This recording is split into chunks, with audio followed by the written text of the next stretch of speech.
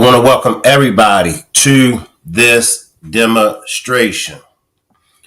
Jarvis and King's prostitution ring. White teacher sings happy birthday to black student by calling him a monkey. Salute to the chat. Salute to the replay gang. Salute to all of my moderators. Appreciate you for becoming a member to the Rock Squad, Queen. Appreciate you for becoming a member of the Rock Squad, Lady Loco. I'm going to just dive straight into this demonstration. Now, in 2025, we still have white people calling us monkeys. We still have white people thinking that it's funny to refer to black people as monkeys. You know what's really, really sad about this? That it was a black child that had to endure this treatment. It's a black child that was terrified and was bullied in front of his classmates. See, we don't want to talk about how black people are bullied by white people. And I know non-blacks will say, but Shank, it was a joke. The teacher even referred to the song as something funny. And after all, Shank, you black people got a sense of humor. You black people are very funny and y'all are always making fun of things. That's true. However, some things black people don't think is funny. Some things black people just don't joke about. And this is one of the things that we don't joke about. Now, for those that haven't heard it, I'm going to jump into it and then I'll come back and I'll give my commentary on it. And also, we're going to be chopping it up about the Nazaria Harris case, Jarvis and King's prostitution ring. We're going to be reacting to Law Talk with Tone's video, all right? But let's listen to this song that this white teacher had a nerve to sing to this black child. And you know, some white people will probably try to say, you guys are always yelling, you guys are always using the race card. Well, if this isn't racism, school teacher singing racial happy, if this isn't racism at its best, then I don't know what to tell y'all. All right, but let's tap into this, y'all. School teacher singing racial happy birthday song to 6-year-old boy in USA. Happy birthday to you. Happy birthday to you. Happy birthday, dear legend. Happy birthday to you. Would you like the funny song now that I sing to you? Okay, goes like this. Happy birthday to you. You live in the zoo. You look like a monkey. And you smell like 1, 2. Woo! Give a clap, everybody. Drop a 1. Drop a 1 if you didn't see anything funny about this. Drop a 2 if you feel like it was harmless. I'm dropping the 1, and I'm going to drop a 1 1,000 times because this right here, I see you, Law Talk with Tone. I'm going to react to your video, Law Talk with Tone, when I get to the Jarvis and King's prostitution ring. But this right here is what black people has been experiencing for hundreds and hundreds of years. They used to have black babies as small as this child, and they would place these black babies along with black women and men, but they would place the black babies in the zoo in cages like we were animals. But according to them, we were animals.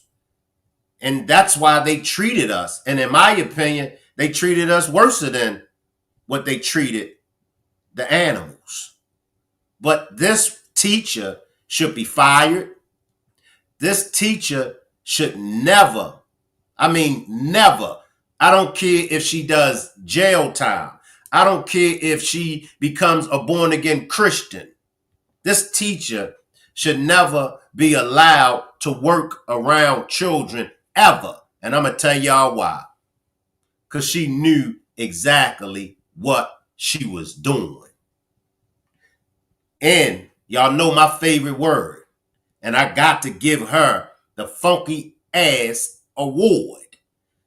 You could just look at the little boy's face and he knew, and it's the cold piece about it, at that young age, he knew what it was about. I'm going to run it back. Watch his facial expression. At that young age, he knew. And see,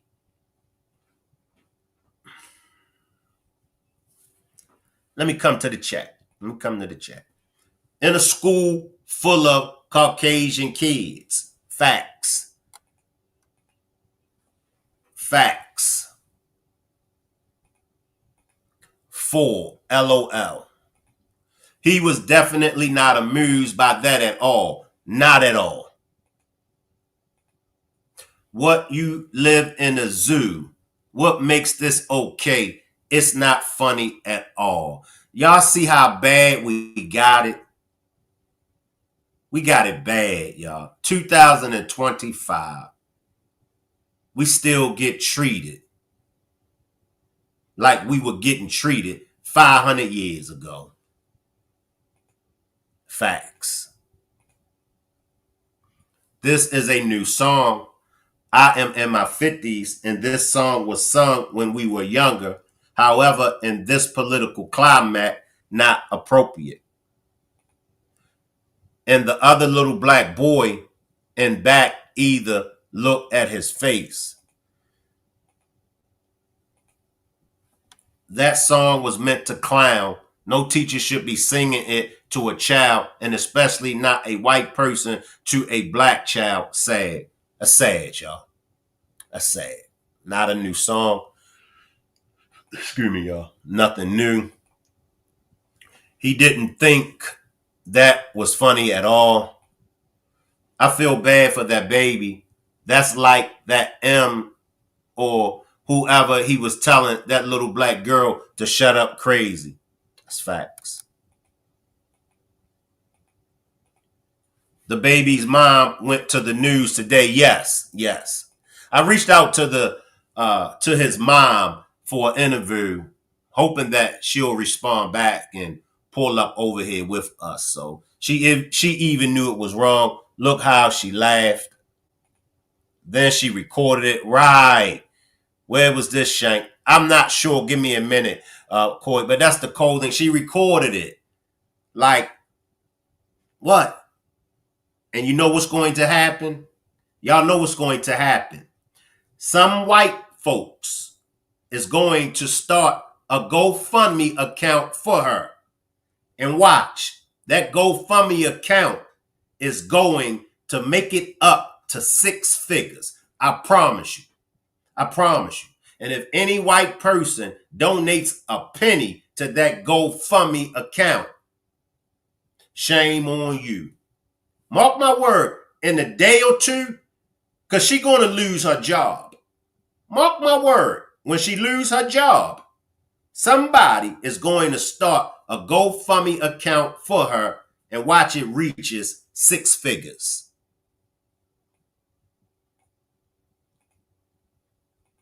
Anybody know where this took place at? She has no moment of the times. She would have been singing when I went up there and put my hands on her. The song wasn't okay back in the day or now. So what has happened to the teacher? Nothing right now. Nothing has happened to the teacher right now. Hey, Shank. Hey, y'all. I see you, Christina. Right, Shank. The teacher sent it to the mom, but the mom was on 11 alive. Shouldn't no one should sing that ish facts. This chat moving, y'all. Let me come back, y'all. Chat moving fast. I'm trying to keep up with y'all. I see you. It's certain things you just don't do, rather you intentionally did it, being disrespectful or not. They used to sing this all the time when we were kids. Facts. Talking about black people. Shelby, that's what I'm saying. It was a diss song for strictly clowning a person. She's abusing her white privilege. Facts. I believe you, Shank. Exactly. You know who's with that. You know what. I was thinking the same thing. This song is not new. I remember it when I was a child, but never looked at it as being racist back then.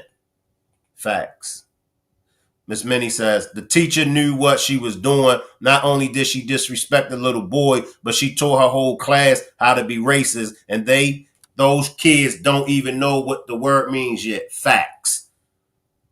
That's facts. I see you, Taddy. My parents, no grandparents would have sung that to us ever. Never. Appreciate you for becoming a member to the Rock Squad, Kenyatta. And see, I see you, Fofo. I see you down there. I see y'all. All right. I'm going to come back to the chat. Let me just get back to my demonstration. And see, when things happen in America to Caucasians, right? When Caucasians are the victims, they get bills passed. They get laws. They get streets named after them. They get monuments. They receive swift justice. But when things happen to black people, melanated people in this country, it gets swept up under the rug. It gets that's just those black people complaining again. They're always complaining. They don't want to work. They don't want to do anything. Those people are lazy, but they're always complaining. They always want freebies. When will black Americans get our just due? When will justice visit black Americans? When? Justice is long overdue for black Americans in this country. Do y'all realize? Because of black Americans, it's the only reason why this country was built. It's the only reason why this country functioned. Let's keep it real. But what's going to happen is one day, black Americans are going to wake up. They're waking it up now. But when they wake up completely, and when they stand up, it's going to be a sad, sad day. And if it's left up to me, I ain't forgiving ish. Let's backtrack the video and then we're going to move on to Jarvis and King's prostitution ring. This is pure evil right here, y'all. Pure evil. School teacher singing racial happy birthday song to 6-year-old boy in USA. Happy birthday to you.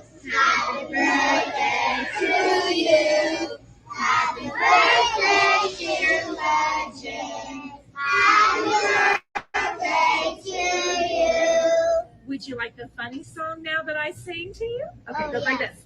Happy birthday to you. You live in the zoo. You look like a monkey, and you smell like one, two. Woo! Give a clap, everybody. Happy birthday, legend. School teacher singing racial happy birthday song to 6-year-old boy in USA. Happy birthday to you. Happy birthday to you. Happy birthday, dear legend. Happy birthday to you.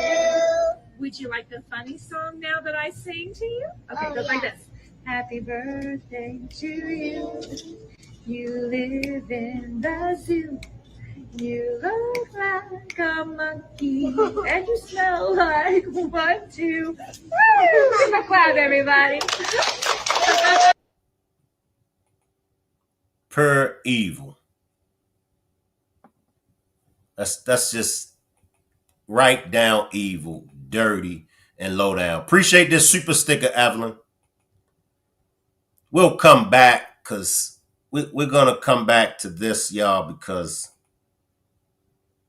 y'all know I'm just ready to just spaz on out. You know, I'm very upset. I'm very angry about this. I am. I see you, podcast. Okay, have you seen this podcast? Okay, I see. I see you, Chris. I see you, China. Appreciate you for pulling up with us, China. Her name is Jane McKinn. Let me write this down. Floral Elementary School in Bartow was arrested. Oh, she got arrested? She got, let me write this down, y'all. Bear with me. Give me a second. She got arrested, podcast? Let me write this down.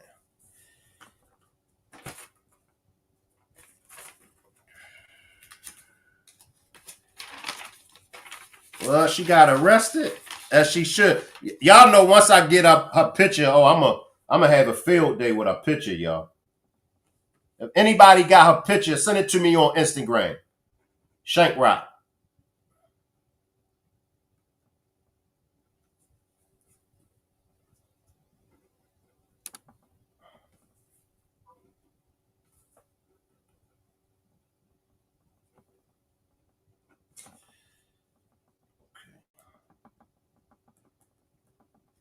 All right. Anybody got a picture? Send me that picture on Instagram. Yeah, that was messed up. Let me run it back for those once again. It's going to be my last time running it back, y'all. And then we're going to move on.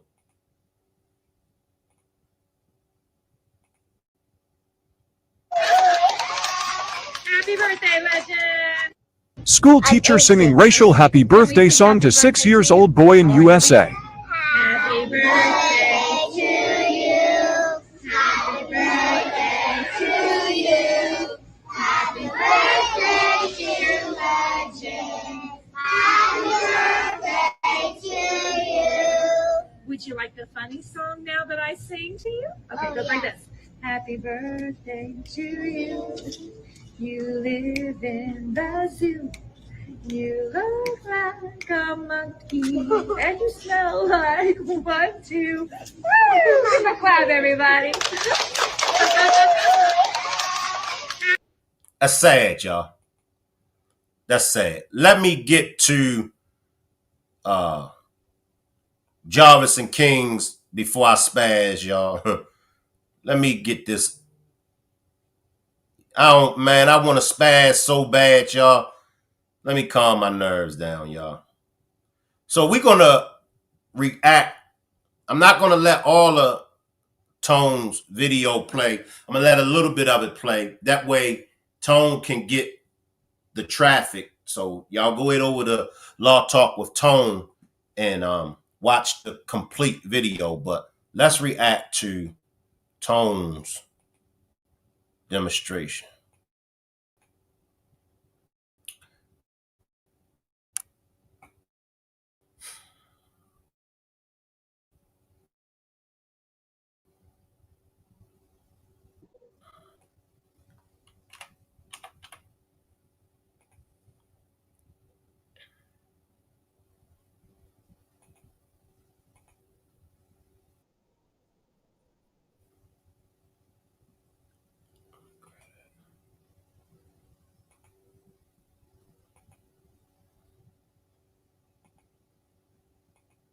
I'm coming, y'all. I see you, Bird. I see the chat. All right. We're going to tap into Law Talk with Tone. He going to break it down as far as Frank. Okay. Now, without Frank, there would be no Jarvis or no King. Without Frank, there will be no shops. And Law Talk with Tone is going to give us some information on Frank. All right. Shank, it's not her Facebook has it wrong. It's another teacher who was arrested for hitting the child. Okay. I'm gonna have to move on. Okay, podcast. Wait a minute. So how did that get out? And where are the parents? Man, this ish is getting bad. So sad, shaking my head. I see you, Erica. This is not new at all. We used to sing that at every birthday party I went to growing up. I see you, Miss Ali. I see. The family did something about it. Shank, I'm at work and gonna get fired. I gotta turn this down. My face twisted. Yeah, you see how fast I had to shut it down because I'm ready to get on one. All right. I see you, Side TV. Now, see, this is the thing about it, right? It's certain things that black people can joke with each other about. It's certain things. Like if we in a roasting session, if we cracking on each other, and you, as a black person, you call me a monkey, you know what I mean? Oh, that's why you look like a monkey. Ha ha ha ha. We roasting. You know, we cracking. Even if I'm in a cracking session with let me get this person up out of here. Even if I'm in a cracking session or roasting session with a Caucasian, and if I draw on a Caucasian by calling the Caucasian a name, then that Caucasian got the right to come back and call me a name, even if the name is a monkey, because we in a cracking session. We roasting each other. You know what I mean? So, but when you got a white teacher and you got a little black child, that's definitely out of pocket. And as I explained earlier, it's out of pocket because that's what white people used to refer to black people, right? When they would label us. They would label us monkeys and porch monkeys. So even though the song may have been out, even though we may have been singing the song, but it's just certain things that you just don't say. That would be like a black teacher singing a happy birthday song to a white kid, and the black teacher refers to the white student as the saltine. Y'all know what I'm talking about. Appreciate this super sticker, Leo. But let's move on, y'all. Let's move on. And we can come back. But I don't want to spaz because this right here, y'all, let's move on. All right. Now, we covered, and I see y'all in the chat just moving fast. So I see y'all. Now, we done a part 1 and we done a part 2 about King, right? A big shout out to Fofo, because the thing with Fofo disagreeing, it brought a very, very interesting conversation to the table. You know, we were able to really, really dissect King's testimony. We was really able to dissect that jail phone conversation between Jarvis and King. So shout out to Fofo. And that's where I'm at now. And I really, really want to go deep and really show that King definitely knew what was going on up at that shop. Now, let me go to Tone, y'all. Let me go to Tone. Let me get the tone. Moderators, drop Law Talk with Tone link in the chat. And make sure y'all subscribe to Law Talk with Tone and go check out his complete demonstration. Like I said, I'm not going to run the whole video. That way he get a chance to get some traffic over to his channel. All right, let me start it right here.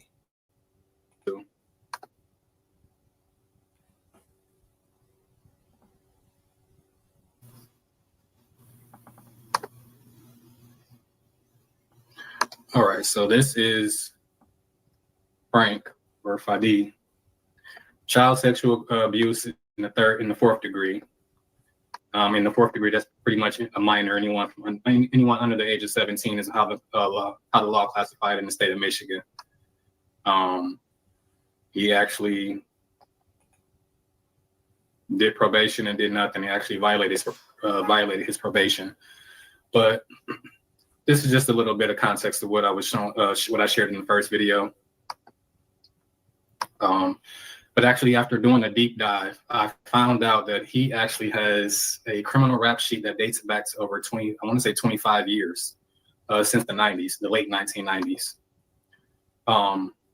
Now, these charges are a little bit, I want to say misdemeanor, but to me, I don't look at it as that, because for what the charges are, it's raising a red flag of, are you supposed to be in this country? And what I mean by that is, and I'm going to share it with you.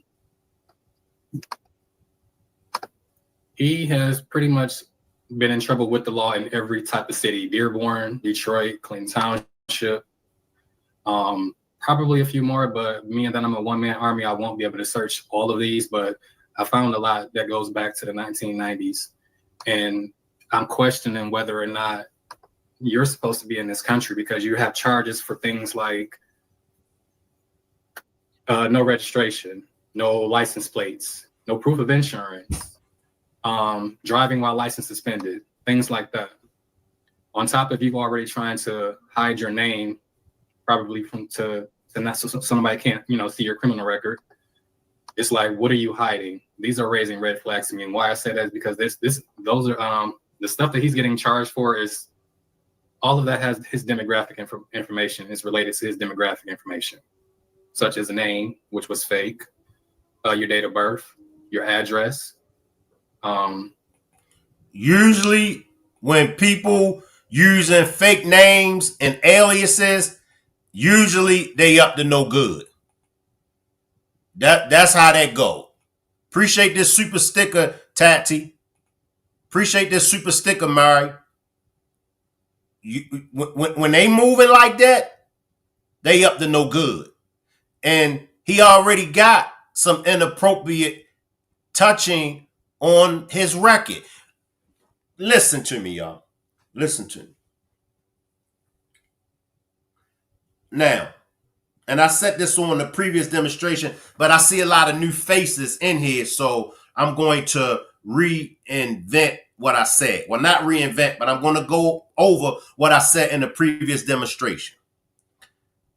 It's certain things that if it's on your record, nobody really going to be on you like that.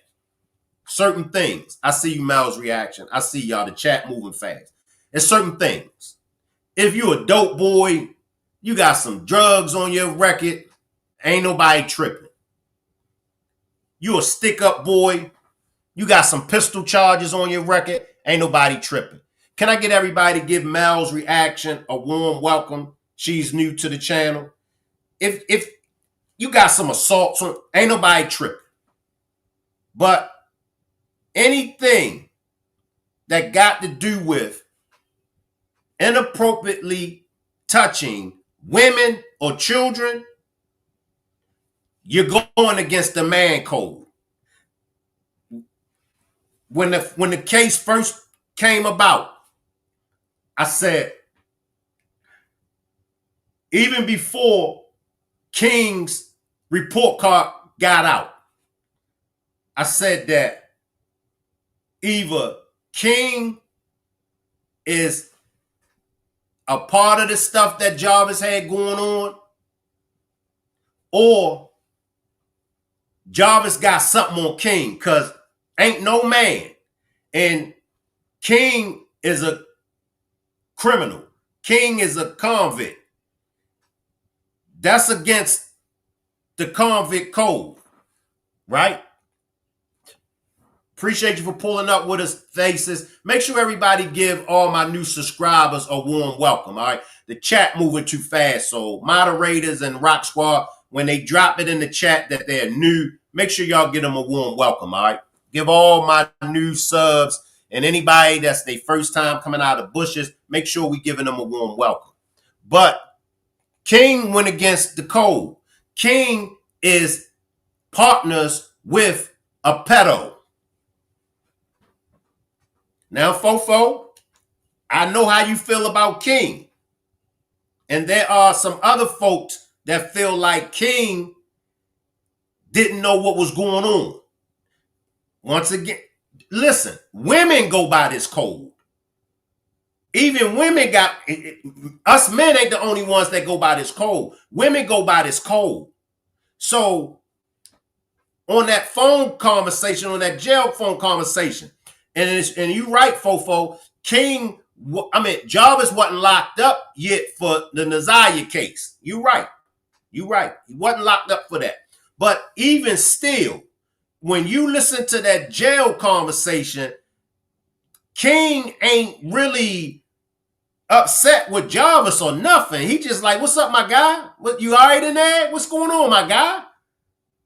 Like, he's not a dude. You know, we got business to take care out here. You know, how I'm gonna run this shop by myself, so forth and so forth. Right? Fofo says, right. Hello, chat, Shay. I've been a sub for a year, just never commented. Thank you for coming out them bushes. Mel's reaction. Let me see. That's why Frank hires peoples just like him with the same kind of record. Facts. That's facts. Right. Exactly. Hello, Shank. I'm new to your play. I'm on Miss Pop. Okay, I see you, Denise. All the hey, look. All the newbies coming out of the bushes now. I want to thank everybody for coming out of the bushes, and you know, I want everybody to feel welcome here. I want everybody to feel like their perspectives and their opinions is welcome here. I will drop the link later on, and if anybody want to join me on the panel, feel free to join me on the panel. Okay, it's okay to disagree with me. It's okay. It's okay to disagree with folks in the chat. That's how we get more insight on the case, by being challenged. All right. So I'm talking too much right now. Let me get back to Tone. I know Tone like Shank. Get back to my video. Let me get back to Tone, y'all. And your license number. So my question is, why are you trying to obscure that from the public, and why you've been doing so for the past 25 years? Because that I find questionable. And yet alone, you're able to open up not one, but 7 locations in this state. But auto shops, by the way, but you have no insurance, you're driving dirty, you're having faulty equipment charges and things like that. So let me just share one of these. No, sorry, that's not it. Give me 1 second.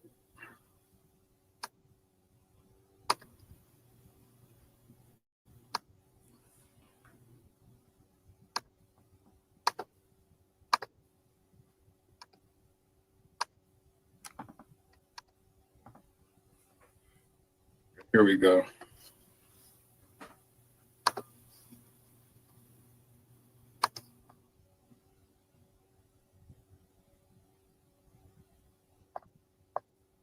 All right, so I'm just going to click on a couple. He has a lot. In the city of Dearborn, he has about 17 alone. But all of this is going back to the early 2000s and the late 1990s. So I'm just going to click on, just give me a second.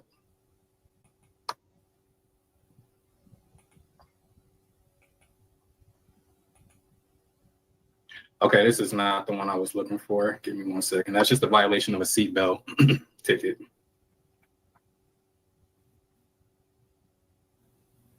He got a lot of misdemeanors, but still, like Tone said, anybody that want to join me on the panel, click on that blue StreamYard link. Computer is loading kind of slow. Sorry, folks. All right, here we go.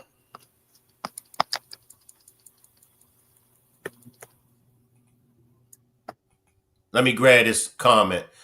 Remember, nobody can answer for the missing timelines, which place them somewhere different at different times, according to King. And exactly. And somebody on the replay gang, I can't remember. I see you, Yvette. See, they made this discovery. Well, not a discovery. Remember, King said that they made a stop.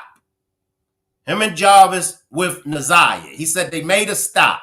But King never said what that stop was. What was the stop? Allegedly, and please, y'all, I'm only repeating what was said to me. So please, if you're sensitive, please, I don't mean no harm, all right? But allegedly, that stop that King talks about that they made when Naziah was with them, that was a stop for Naziah to turn a trick. All right, please, y'all don't be upset with me. I'm only repeating the information that was given to me. That's a damn shame. That baby will never forget this. Shaking my head. I see Yvette. Shank, I've been looking at King sideways. Now, what I think about this case is this. That teacher could have truly helped Naziah because it's our duty to report. That's facts, Denise. That's facts. I see you, Paris. I see you, Queen. Give Queen McKinney a warm welcome.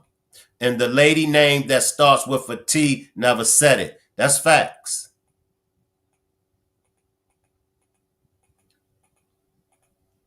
All right. And if anybody want to join me on the panel, just click on that blue StreamYard link and come on up. All right, so this one is July 7, 2003. State of Michigan versus Hakim. His name is on several cases, and they're all civil infractions, or I want to say charges to do with your identity. But this one is an assault and battery. He has an assault and battery charge. So I'm trying to. He got so many. It's really hard to pinpoint which is which, and I haven't had time to kind of distinguish all of them, only because it's a lot.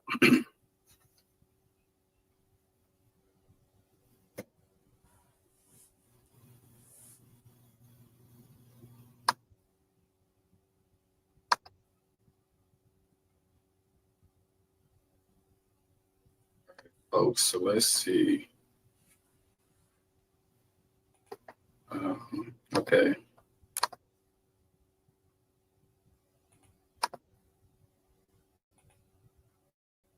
Let me slide in, y'all. Tam says, do you remember Rain of Fire said Shannon and Jarvis took her to turn a trick and she was crying in the bathroom and called Annette. Shout out to Rain of Fire. Rain of Fire did say that. Drop a 3. Drop a 3 if y'all remember when Rain of Fire said that. And then I think Annette has secret connections in that school. And then also exactly because remember Jarvis's sister said that Naziah kept getting in and out of that vehicle, Jarvis's vehicle, right? I mean, y'all remember that. And he also stated that the girls, Naziah, well, definitely Naziah, had to come up to the shop to work. What possibly could Naziah have been doing in that shop? I'm just asking. That case hurts me to a core because I'm a teacher and I had to stand on the stand for a child when I got chosen jury duty. I see you, Lisa.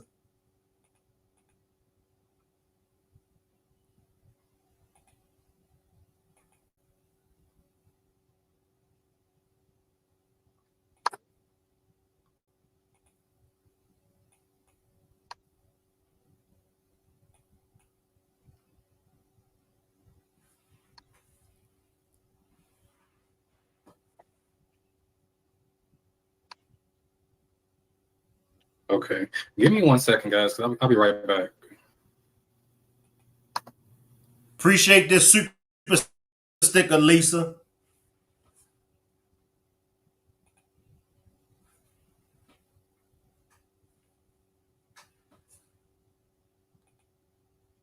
This channel is a non-biased channel. This channel allows for different points of views to be heard. Respect the channel like you would want others to respect yours. Enjoy the content. I believe they're only using the term they come to shop to work as a cover-up. I'm with you, Sean.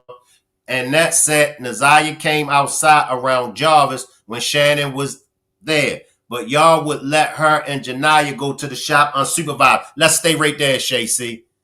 Let's stay right there. That's why I love the chat.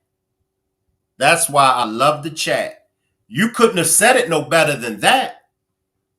Shay C says, and that said, Naziah came outside around Jarvis when Shannon was there. So I guess she was saying she had to be supervised, right?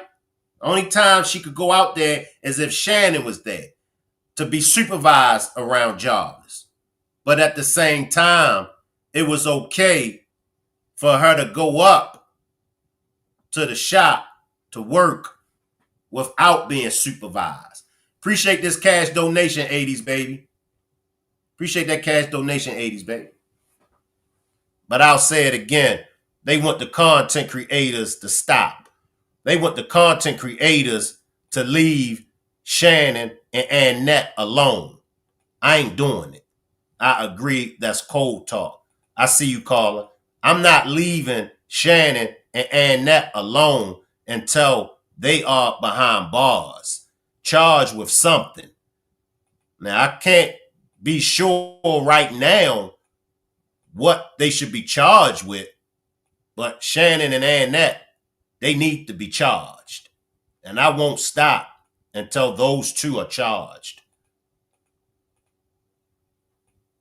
I don't believe they will charge them with perjury if the lies told were not major in her disappearance. And that lied up and down that stand, but no, they won't. The shop I just affront was a lot of activity probably going on with all those kids. Because remember, I believe Jarvis's stable of women, he met most of them up at the shop. Right. Work was pimping. Right? Can anybody help me out? Didn't I believe all of Jarvis's stable of women, didn't they meet up at the shop? Damn, Big Mama, they'll put somebody in jail in Alabama for 5 to 10 years for perjury. Remember, they sent Little Kim. Little Kim caught that Fed time for perjury. But I believe all of them except Shannon. But the rest of them, he met up at the shop. Why Shannon and her twin, that is the same age, go to the shop and work. Right. The thing that gets me is King sitting up there trying to give an impression that he's totally oblivious to anything, oblivious to anything that Jarvis was doing at that shop. He's really trying to remove himself from it. Facts. He did more grooming than working. Yep. What they said, most likely, yes. The thing I don't understand is how did Annette get child support from Naziah's dad when she was getting money from CPS? Facts. That's facts, Denise. I think so, Shank. I'm sure married, but it's the judges. All right. Let's get back to tone, y'all. Let me get back to tone. Appreciate that cash donation, 80s, baby.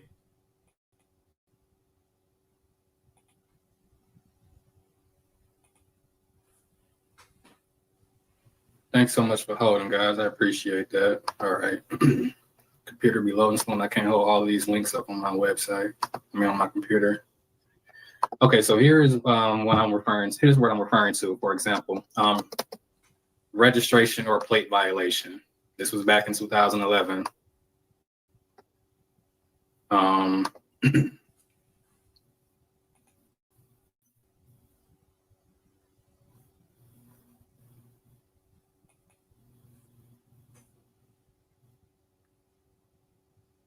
course, you guys know this is going to take a while because I have a slow computer. But I'm going to try to pull up as many cases as I can.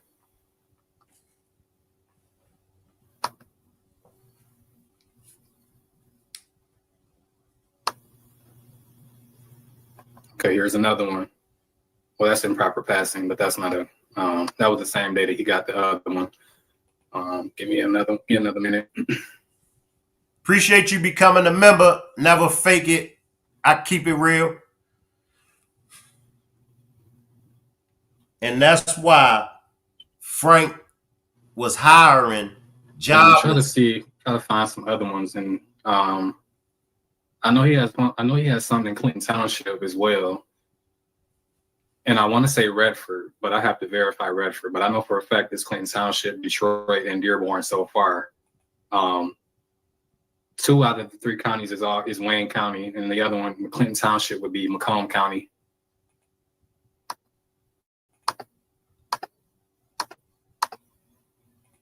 I got to do this.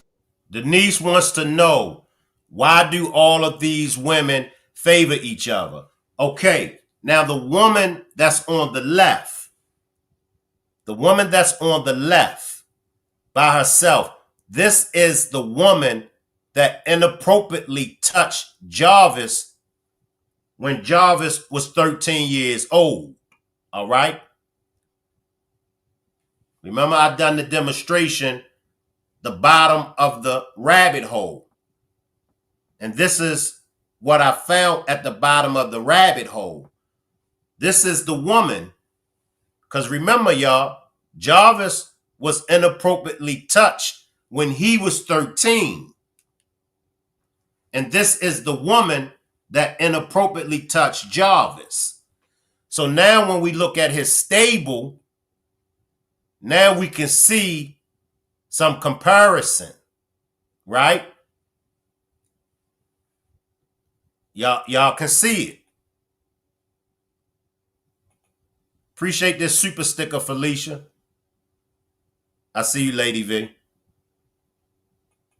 Now, I done a demonstration about, mental health, mental illness.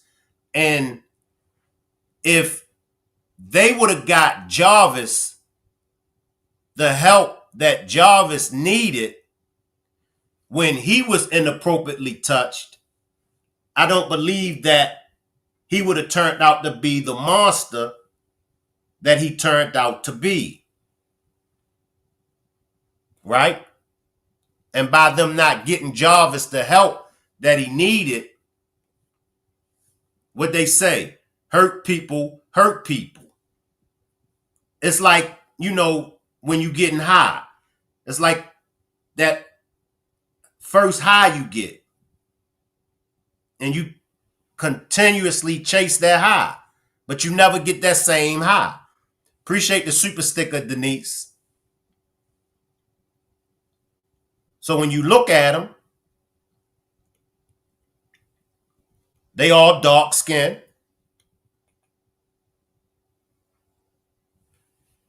Many of y'all say they all look like they got low self-esteem.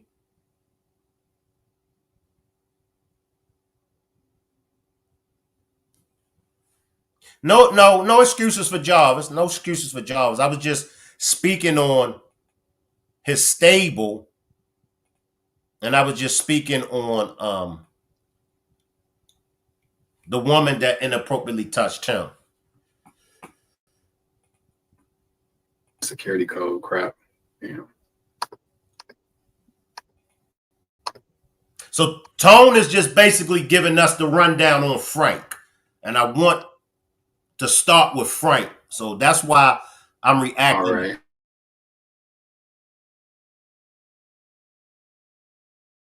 All right. So that was 2011 we looked at. Understand how someone can have multiple cases with the same thing, and it's been going on.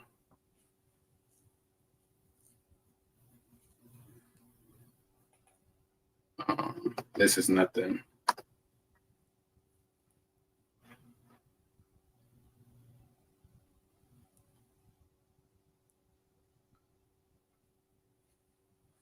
Make sure y'all thank Miss Douglas for me punishing the chat, y'all.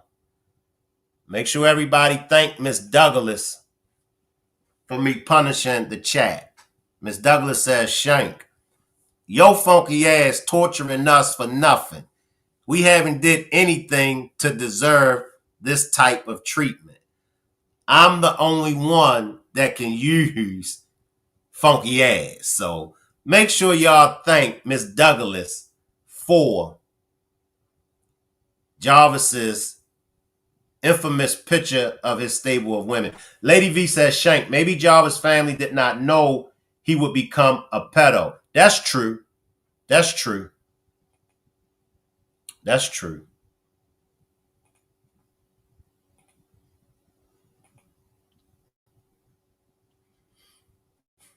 See, if I would have screenshotted and posted or shared it, it would be so many of them, I wouldn't be able to add them all to my browser.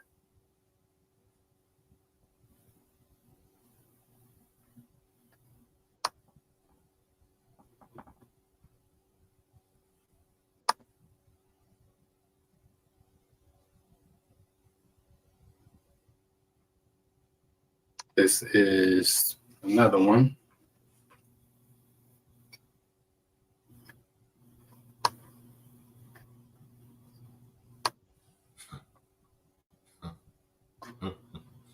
Y'all wild. Y'all wild in the chat. Okay, let me start real quick. Y'all wild in the chat.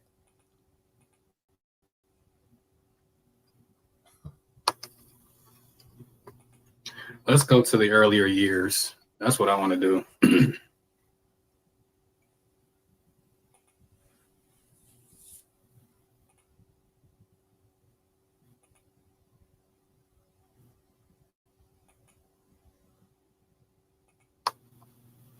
Appreciate this super chat, Mary. Miss Douglas, you right, though. He doing it on purpose. I ain't doing it on purpose. I ain't doing it on purpose. All right, so give me a few seconds, folks. I'm looking up the 90s and seeing what, because that's when it started originally, when we started catching these charges. So Law Talk with Tone. Okay, so this says defective equipment. It's giving us, and he has several auto shops, but apparently that they've been using faulty equipment. They were even sued from Valvoline, I believe, for faulty equipment and failure to, for a breach of contract. That's what that civil suit was about in my first video. Okay. So Law Talk with Tone is giving us the report card on Frank, right? Because as I said before, without Frank, there would be no shops. I see you, Coffee Girl, my #1 troublemaker. I see you, Coffee Girl. So as Law Talk with Tone said, with all these charges, why hasn't Frank been somebody deported? who never has license, registration, or insurance? You have a lot of small civil infractions that you're committing. Like you actually have a valid license, but you don't. That's what I don't get. But hey. Okay, let's see. Appreciate this super chat, Lady V. Do we know if Frank knew King and Jarvis before they started working at his garage? That's a good question. That's a good question. Do anybody know how long? Sorry, guys. I got to do this puzzle every time I look at this website. Do anybody know how long Frank knew Jarvis and King? I want to say If not Hazel Park, it's Ferndale. It's somewhere in Oakland County. I think he has some too. I'm about to check that one out. I believe it might be Southfield. Abandoning cars, that's one of them. But yeah, let me switch to it. Let me switch to city to show you guys that he has stuff everywhere. All right. Frank allegedly met Jarvis in prison. Okay.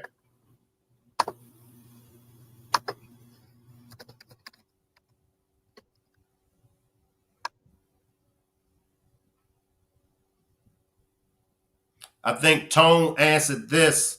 Gotta keep doing this puzzle again. Email. He said they were in the system around the same time. Okay. So Jarvis and Frank meets while they locked up. Okay.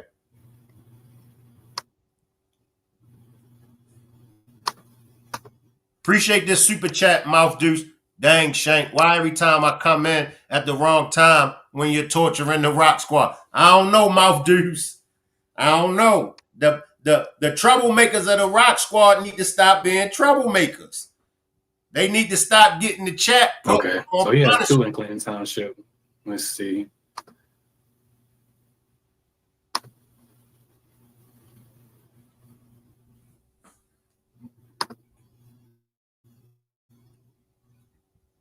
All right, y'all. I'm going to come back to Tone, y'all. All right, let's chop it up a little bit, right? Now, Jarvis and King is with Naziah, right? As I stated before, King says they make a stop. He never said where they made the stop at. Usually, when you ask somebody a question and they telling you, okay, look, we did this, we did that, they're going to include details. Okay, we made a stop at Jarvis's other baby mother house. Okay, we made a stop at the 7-Eleven. Okay, we made a stop at the ABC store. We made a stop. Naziah needed to get some monthly pads. We made a stop. He never mentioned where that stop was. And I've been around enough criminals. I've been around enough convicts to tell y'all, criminals, convicts, they're only going to give you that much of the story. That's how you know King is covering for Jarvis. But why is King covering for Jarvis? That's the $1 million question. That's the $1 million question. Why is King covering for Jarvis? When did he say it? He said it on the witness stand, Fofo. But why is he covering for Jarvis? I'm keeping it real with y'all. I'm damn sure ain't covering for no dude like Jarvis. I'm not. Now, if it's my day ones, if it's Pee-wee, if it's Tommy, if it's one of my day ones, and it's some other ish, then I'm a probably, if I can. But if Pee-wee or Tommy or my other day ones, they got a charge like Jarvis, I can't cover for you. But why is he covering for Jarvis? Fofo, please. Fofo, come up on the panel if you can. Okay? Fofo, come up on the panel. And anybody else that feels like King is innocent, anybody else feel like King don't really know what's going on, I wanna talk to y'all because I want to find out. He had no choice but to tell the truth because his movements were being tracked. At least that's how it works here in Florida and was done the same way in North Carolina. Okay. It don't got to be his exact words, but y'all know King saw him in court, period. Okay. Because he was as dirty as Jarvis, saying the bare minimum not to implicate himself. Okay. Come up, Fofo. Come up, Fofo. Okay. But in my opinion, he's leaving out crucial information because if he would tell where that stop was at, that could be a missing piece of the puzzle. Are y'all following me? See, I watch enough 48 Hours. What's the other one? Forensic Files. I think Forensic Files is the best because they be on it. And people may have gotten away with a crime from 30 years ago. I seen one time they caught somebody from 40 years ago. But Forensic Files, 48 Hours, and the rest of them cop shows teaches us all. It's the littlest information. It's the little piece of evidence that can connect the dots. What stop did they make? What stop? King, Fofo, and anybody else that feel like King is coming all the way clean. What was the stop? Some of y'all might say, Shank, man, you being petty. Shank, you reaching. I'll take that. I'll take that. If somebody feels as though I'm being petty, if somebody feels as though I'm reaching, I can take that. But I still got to reach. I still got to reach. I said that too, because how y'all work at the same shop together and you never seen him messing with them kids. Ain't no way. That's facts, Allison. I mean, come on, y'all. Come on. And you know Jarvis's get down. You know his MO. He like little girls. Because King knows what is but that stopped at someone like a money deal. He's not truthful. Lady V, I'm okay. How are you? He is. And every answer, it happened. It happened sporadically, pissing me off. Shaking his head, smiling and smirking, show he's lying or covering. Now, one thing that I will give Fofo credit for when she said about King, that I will say I agree.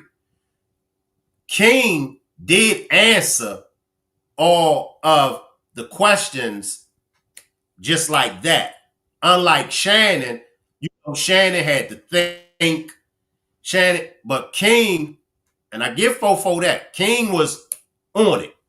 I see you, Fofo. Give me a minute. Forensic Files, that show is great, but NCIS is the best. That's another great one. That's another great one. From the beginning, I was like the questions that asked, did not have them to elaborate, but they said a lot.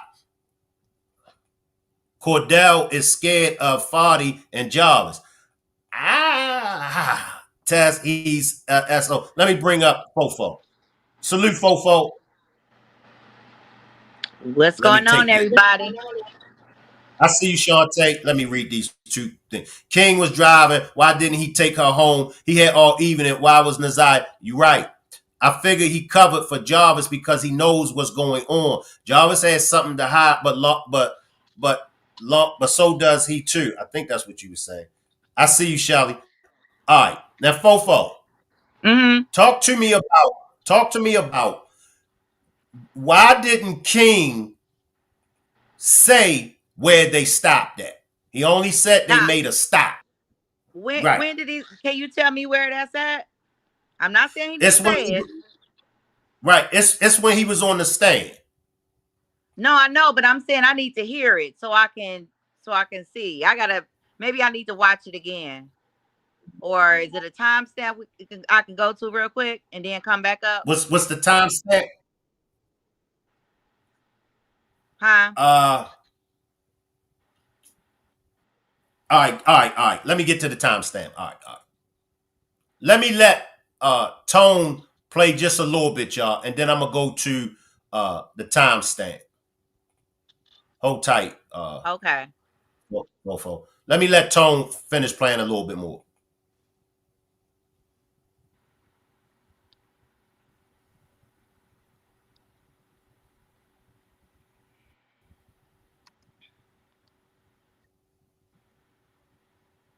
So let me see what this one says. Oh, no proof of insurance. Go figure.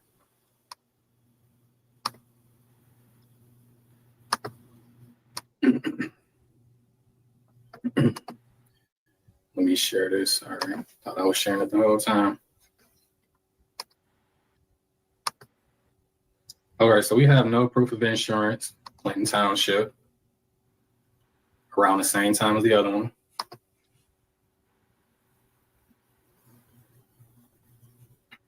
And I'm gonna check Redford because I think he has something out there and somewhere in Oakland County. It might be Southfield. I'm gonna check both.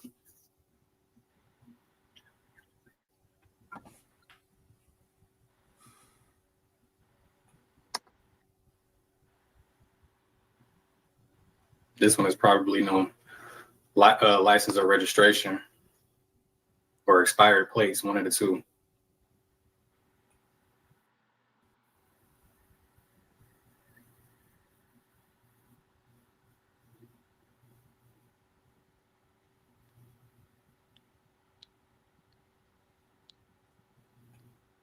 And I want to say Frank did some time, but not too much time. And honestly, I think that's probably where him and Jarvis met.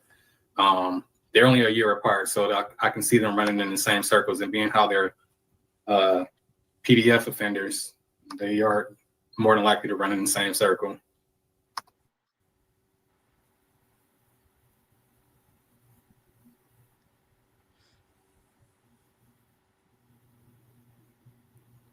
All right, y'all. So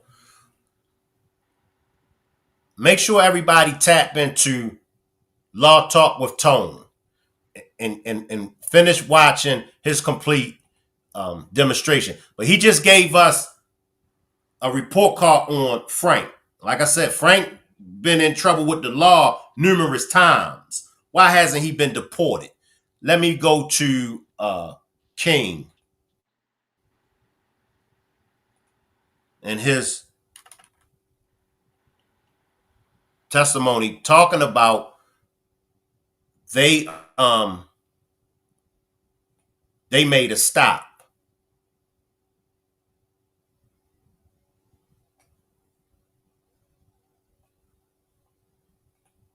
Shit.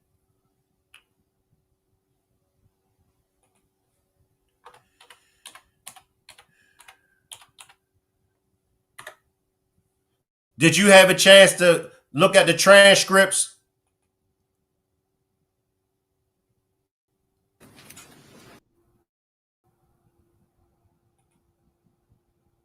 Come off mute.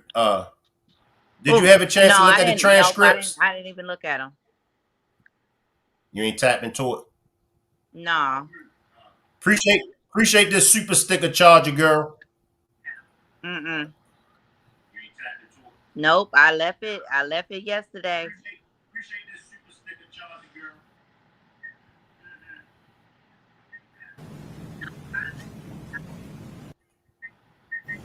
Did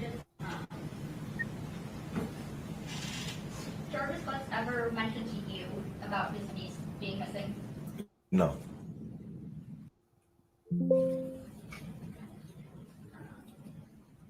Have you talked to Mr. Butts aside from all that was laid since turning himself in? No.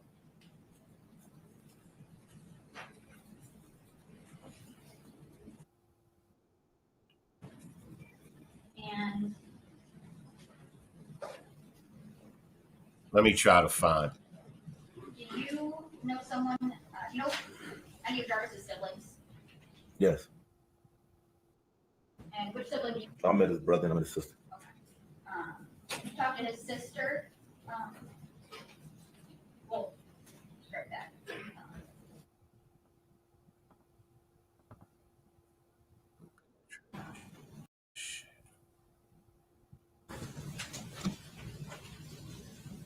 And Mr. Wright, were you successful in getting that cell phone from the vehicle like Mr. Butt asked? May I publish? Yes, I mean, photos. Thank you.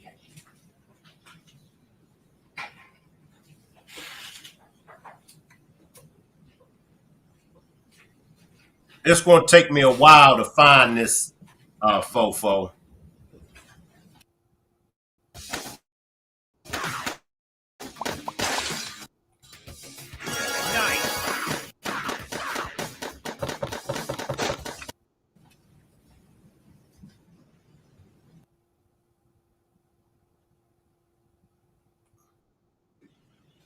All right, let me listen to this phone conversation again. Until you know, appreciate it. We can take your credit or debit card information over the phone and connect you immediately back to your phone. This call is subject to recording and monitoring. Press 1 to accept all communications from this. Thank you for using Cellmate. My guy, what's up, man? Not shit, man. What's happening? Nah, shit, man. How you feeling? My bad, I missed your call. I was working like a motherfucker. I figured they said you was up there banging, said something banging. Yeah, you know it. What's up, my nigga? Where's that, son? What's up, boy? You know it. And shit. Man, I'm calling, man. These bitches, they put my money on my motherfucking books, bro. Oh, yeah, take a minute for them to put that shit on there. Even if you walk in with it, man, they be playing it crazy.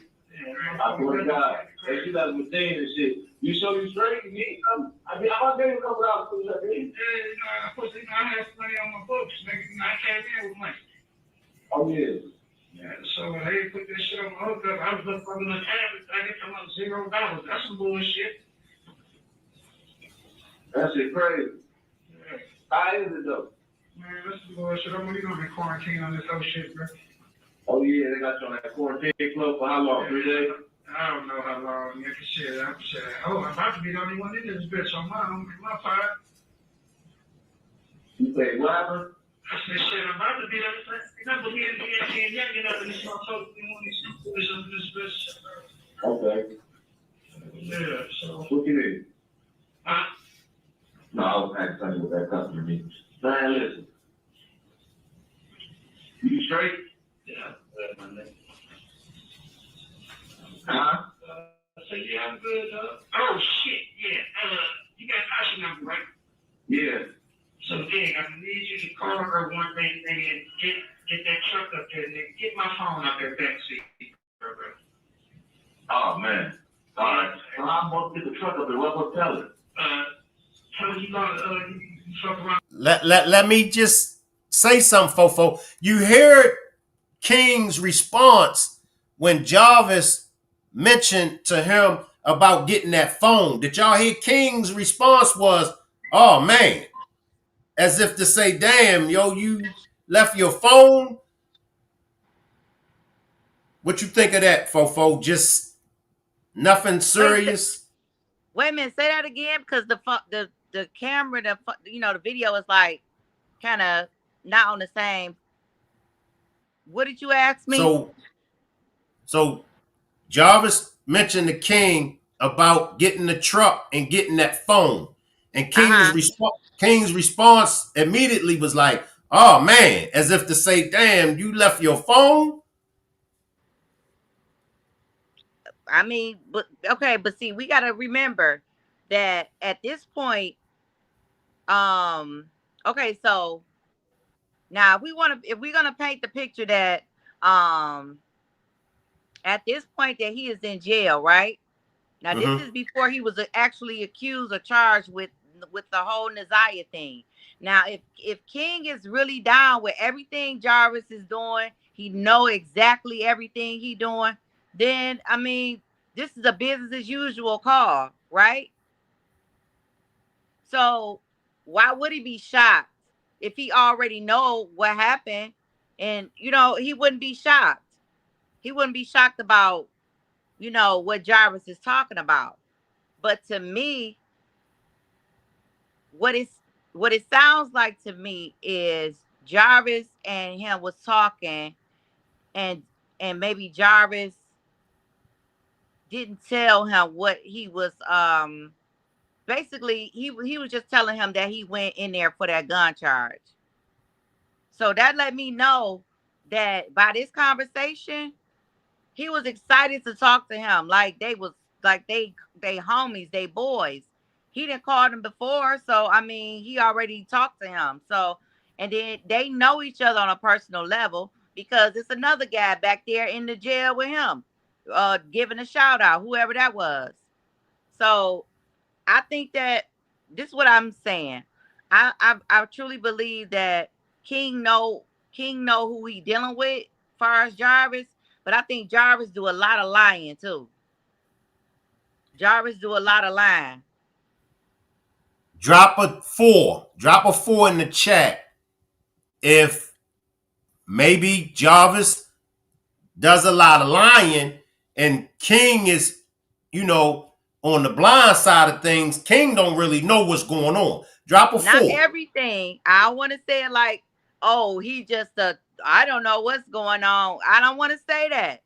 But I'm just talking about certain things. I think Jarvis is a known liar. He's a liar. He sat up there when he was getting interrogated, lying the whole time. So we know he's a liar. Period. So that's what I'm trying to say. It's like certain things in this conversation, you will be talking to, like, if your homeboy Pee-wee was locked up.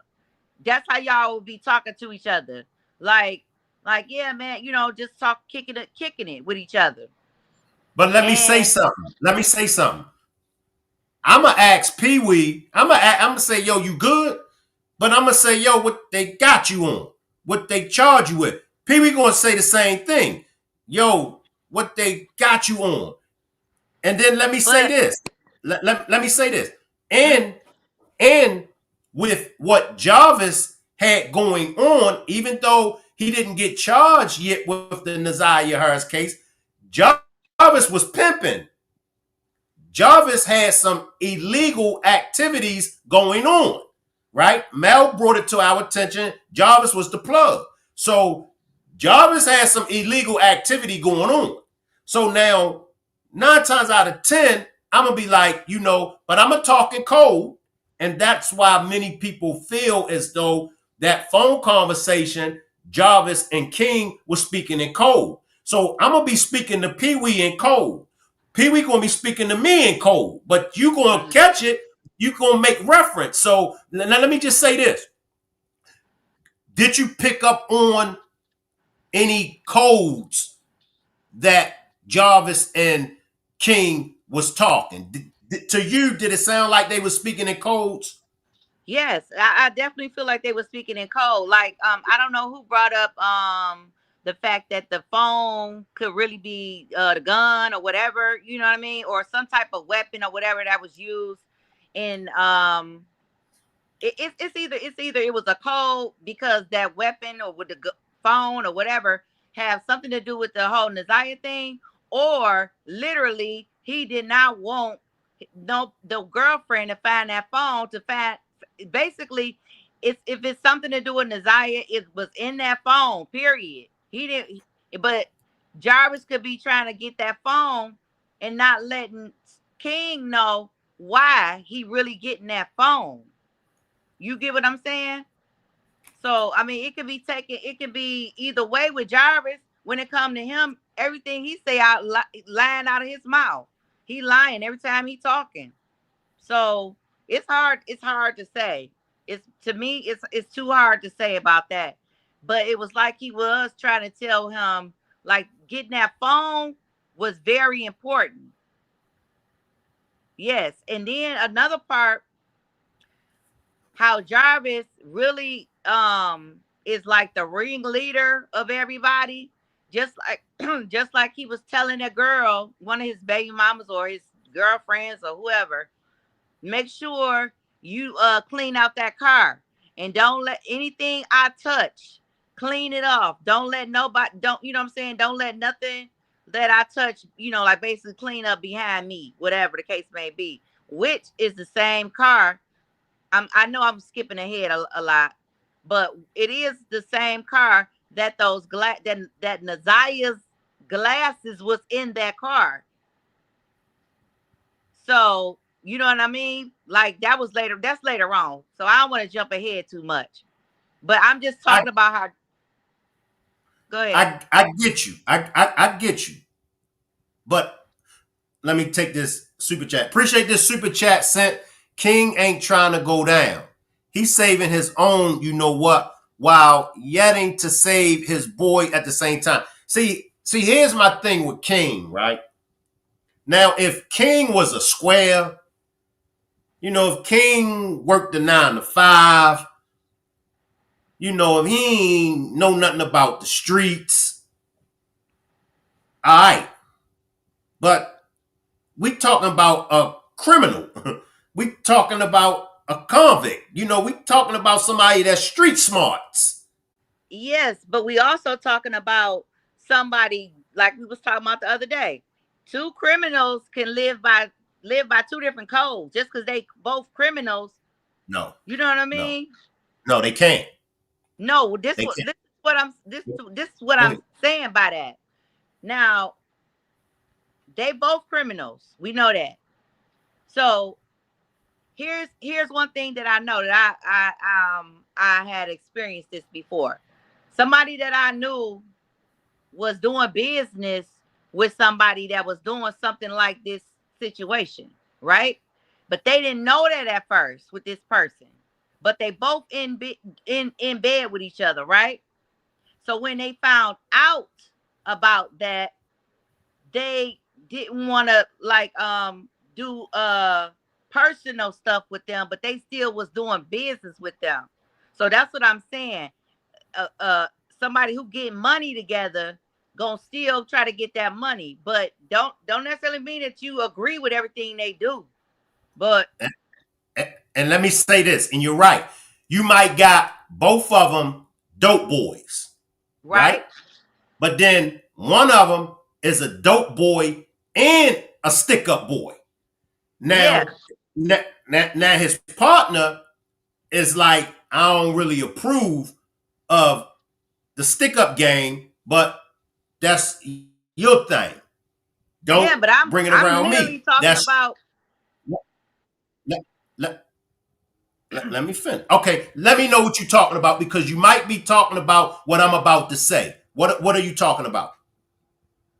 the partner literally was messing with other like young girls.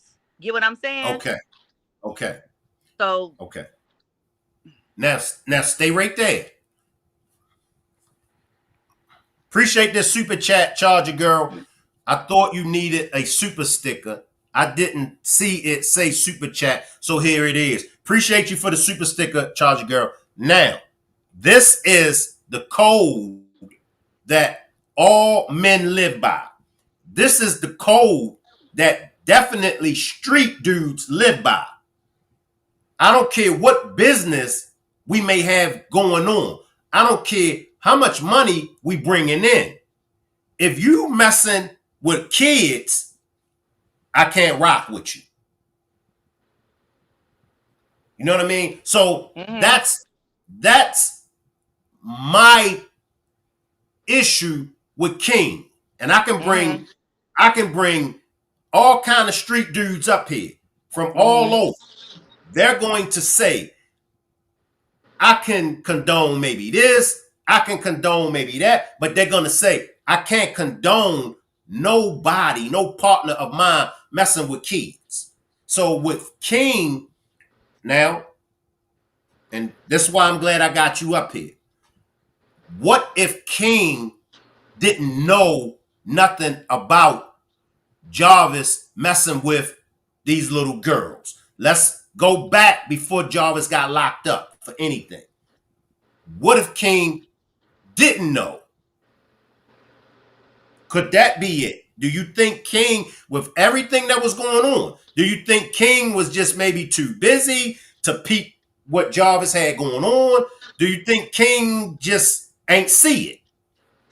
well, I think that I truly believe that King, if anything, King maybe knew Jarvis being like a so-called pimp, you know what I'm saying? Maybe with some women or some older girls or whatever the case may be.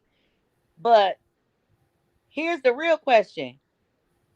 Did King know Jarvis was already on record being a SA? Yes. Yes. He already knew that about him. Yeah.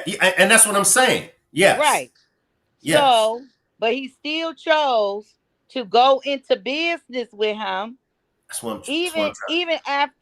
even after King went to jail in 2021. He went to jail in 2021 and it came out and him and Jarvis picked right back up to what they was doing.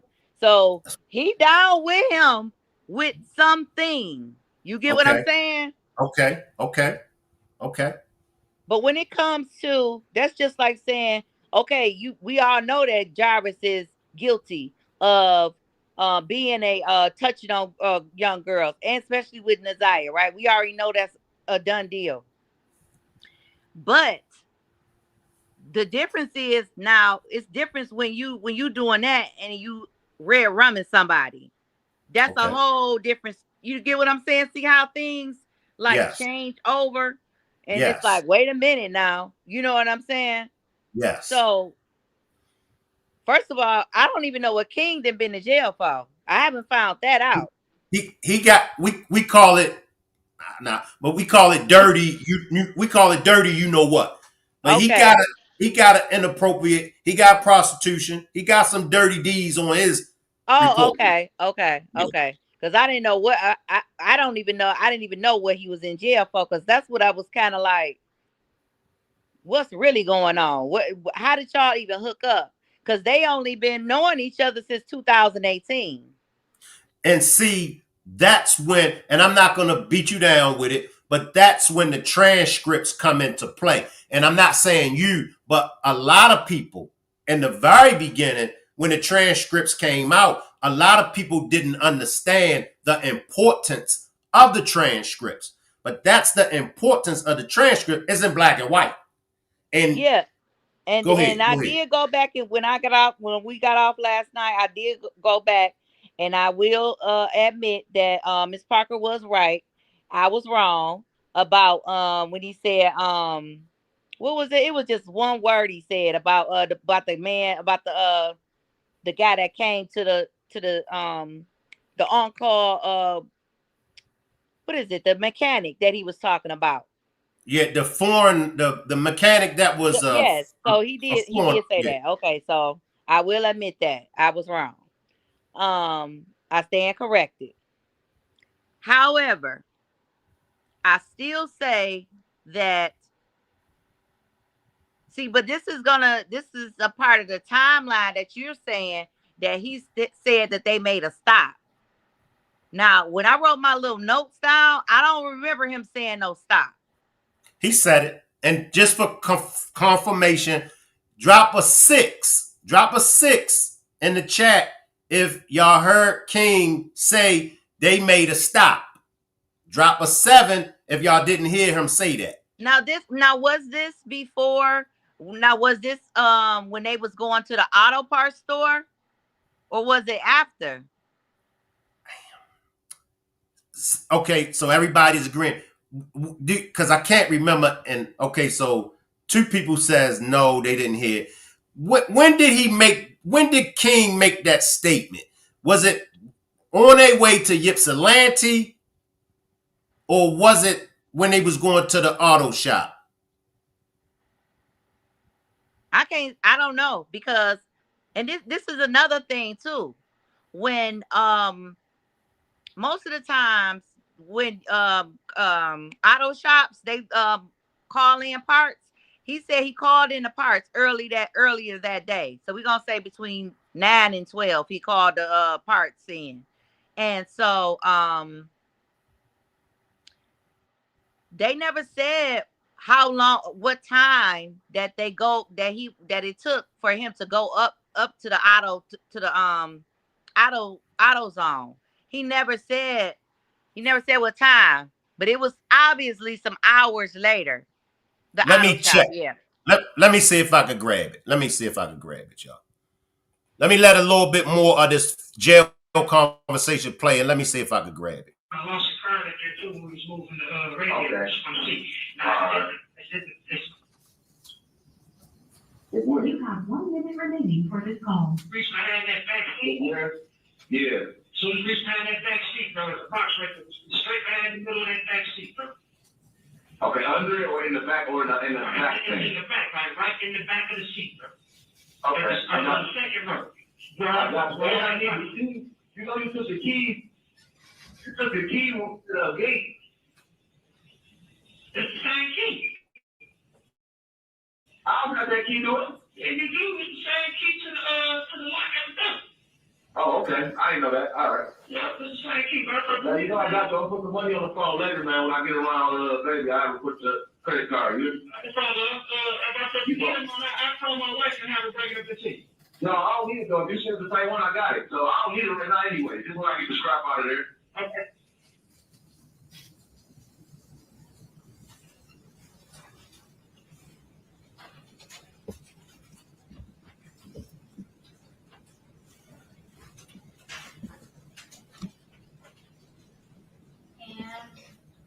And Mr. Wright, were you successful in getting that cell phone from the vehicle like Mr. Bud asked you to?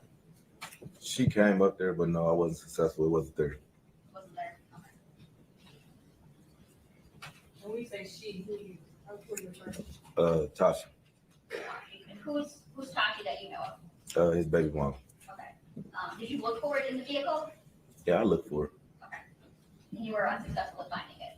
Yes. And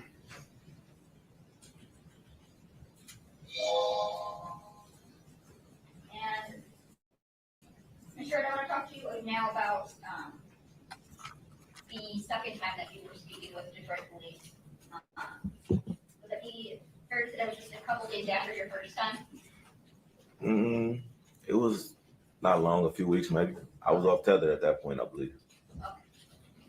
And do you recall talking about fixing a red Jaguar and going to Ypsilanti? Yes, I do. Tell me about how many times did you and Mr. Butts go to Ypsilanti? I believe it was either 2 or 3. All right. And how did that come about? Whose red Jaguar is this?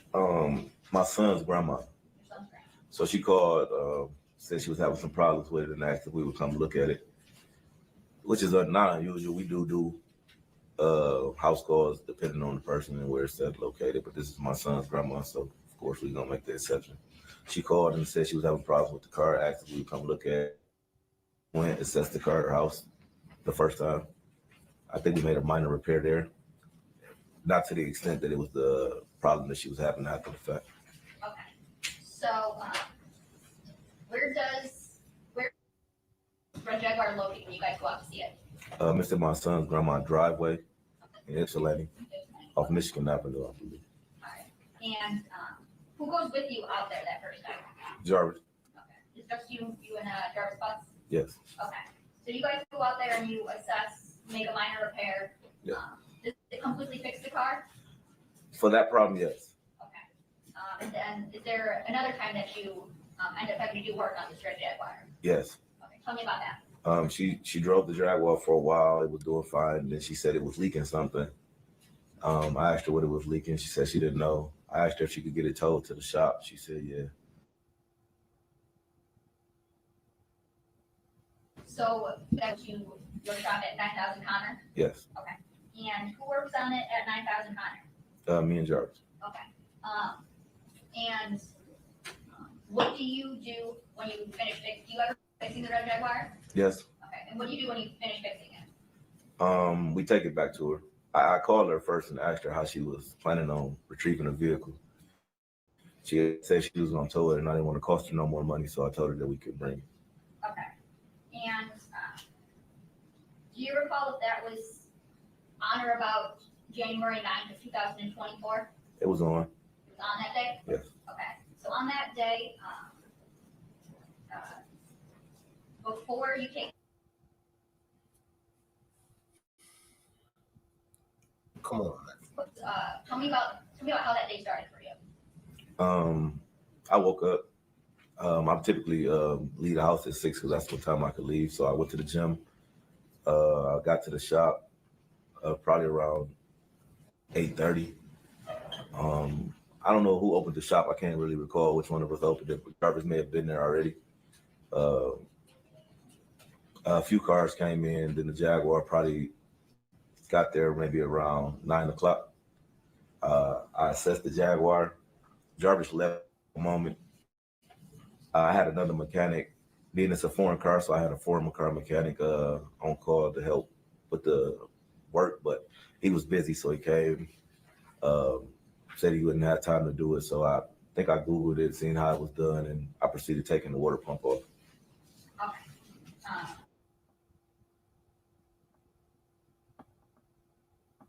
About that work that day? Yes, he was there. Okay. What do you guys, you and Mr. Butts, do as it relates to work on that night? I think we had a few cars that came in that needed some minor repairs. Between that and the Jaguar, we was jumping in and out of the Jaguar job, and the cars that pulled up, maybe oil change, tune up, whatever, et cetera, so forth was. But we was mainly working on the Jaguar, trying to get the water pump off, as it is a hard job to do. Okay. And do you always have all of your parts on stock or on your person in stock with you? No, we call either AutoZone, Mansfield, or the auto stores to have them. Okay. And did you have to go get any auto parts on January 9th? Yes, we had to go get the water pump for the Jaguar, as well as some other parts, I believe, for other cars. Okay. And when you go and get parts, is it usually just one of you, both of you, or something else? That depending. If it's a car there, then one of us will stay. If it's not a car there, we can go together sometime. Okay. And on January 9th of 2024, did you guys, did one of you guys go to the auto parts store, or did you both go? We both went. Both went? Okay. Tell me what happens when you go to the auto parts store. Before that, I called them. They ordered the water pump, so we went and picked it up when they called and said it was in. We got in the truck, went to AutoZone, got the water pump. On our way back from AutoZone, I believe we forgot something, so we ended up turning back around, going back to AutoZone, grabbed whatever we forgot, came back, and on our way back, we was coming down Harper. Jarvis said, "I see my niece right there. She walking." We pulled into Angel's liquor store. I still didn't see her. He pointed across my face, said she right there. She was coming across the street at that time. She got in the truck with us. She spoke, hi King, hi Jay, and we proceeded back to the shop. Okay. So when you guys are driving to these auto parts stores, who's driving? Jarvis, Okay, and where? passenger seat. Okay. And you said when you guys are heading back to the shop the second time, Mhm. That's when you said Jarvis spots someone. Yes, Who does he say that he spots? his niece. His niece. Okay. And you recognize his niece? Yes, when I see her, when he pointed her out to me, yes, I recognize her walking across the street. Okay. Appreciate you becoming a member, beautiful soul. Where's she getting to the car at? I believe she getting behind me, so the back seat behind me. Okay. Does Jarvis say anything to her? Yeah, she speaks to both of us, and we speak back. Okay. What does he say to her? Hi. Hi. And where do you guys go after you pick up his niece? Back to the shop. Okay, and that's at 9,000 Connors? Yes. Okay.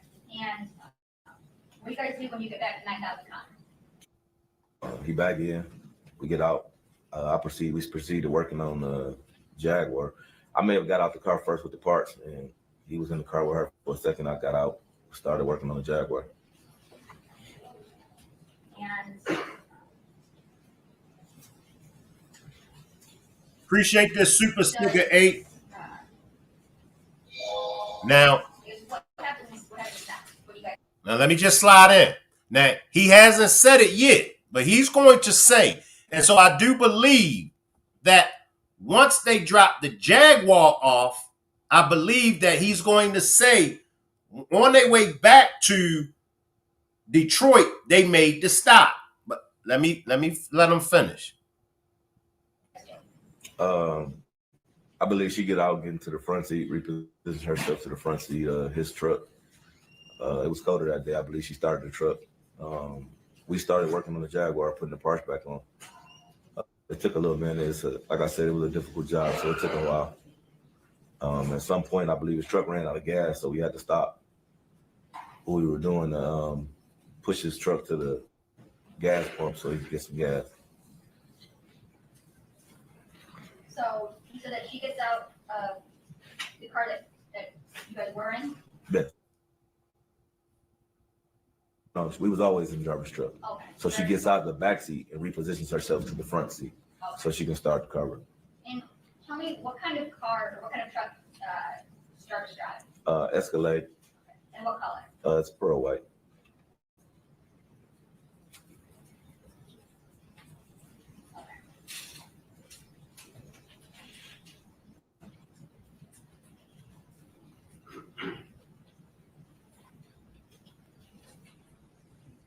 What if you can see, what is his niece doing while you guys are working on the shop at the shop? I believe she's on her cell phone. I believe.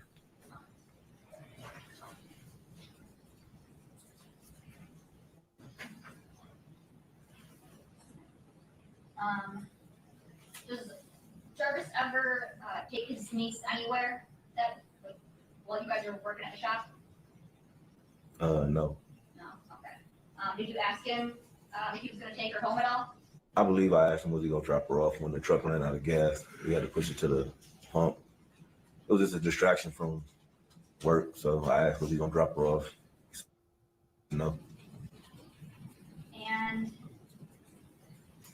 do you finish working? Did you finish working on the Jaguar that day? Yes. And what happens after you finish up on the Jaguar? I called my son grandma and asked her how she was gonna retrieve the vehicle. She said she was gonna tow it. I told her she didn't have to do that. That was just spending extra money. So I asked Jarvis, was it all right if we dropped it off? He said yes. And we started making preparations to do so.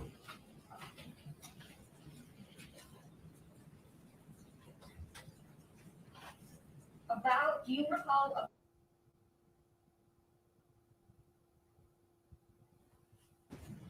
you guys finished the Jaguar and here to leave? Right around 7:30 or somewhere around there. When do you guys eventually leave the shop? Yes. Okay. And tell me about who all leaves the shop? Me, Jarvis, and his niece. Okay. And tell me about the driving arrangements.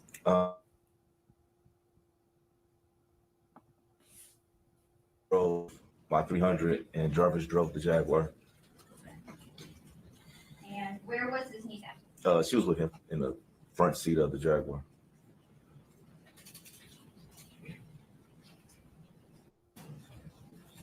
Now, are you able to recall what his niece looked like that day? Yes. Faintly, but yes. Do you remember what kind of clothing she was wearing? I remember she had a jacket on. Like I said, a coat. It was cold, so I think it was colorful. Colorful? Yeah.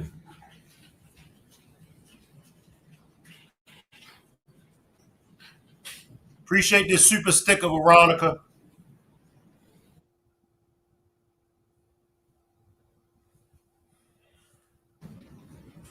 May I approach? Yes.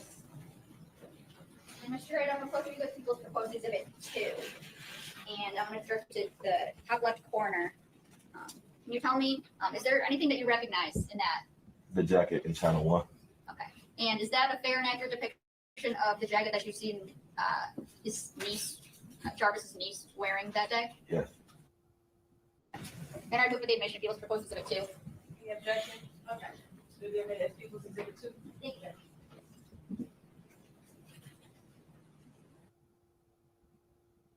It's gonna come up, y'all, shortly. It's gonna come up shortly.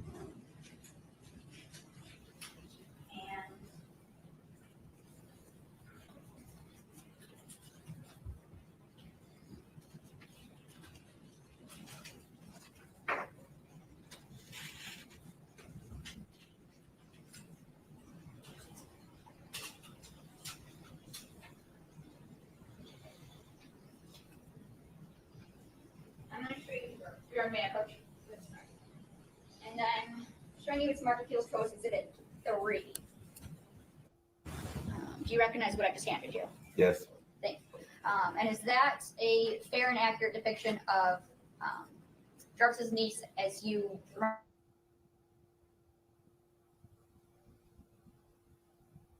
In 2024. Yes. Okay. And is that the same niece that went with you to Ypsilanti? Yes, it is. Okay. And you're moving for the admission of People's Proposed Exhibit 3? No objection. Okay, to be admitted as People's Exhibit 3. Thank you.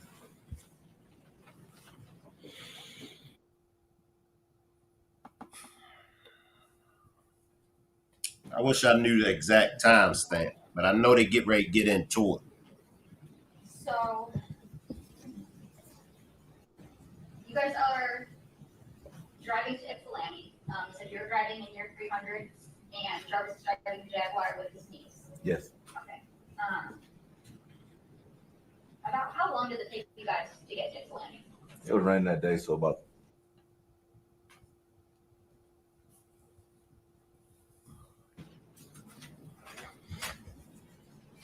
And when you get to Ypsilanti, what do you do? We get out, we park the car, get out, we go in. My son's grandma and I believe his auntie was there as well, so they greeted us. They'd spoken to him before, so they greet him. And then my son, grandma asked who the little girl was. And did you introduce the little girl? No. Okay. Who introduced the little girl? Jarvis did. And what did Jarvis introduce her as? His niece. And about how long do you guys stay in Ypsilanti? Not long, maybe 15 minutes or so. My son, auntie had to go get the rest of our money that my grandma didn't have, so she went to the ATM. What do you guys do when you went to the ATM? Talking. She was just telling us about other work she needed to get around her house, etc., so on and so forth. And was Mr. Bucks with you the whole time? Yes.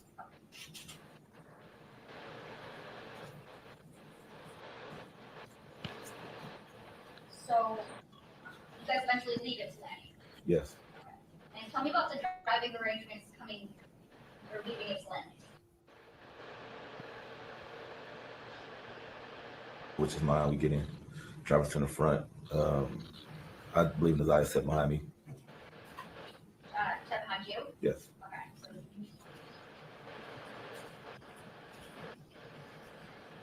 is there any kind of talking or conversation when you guys are driving? No, I got sounds in my car, so no.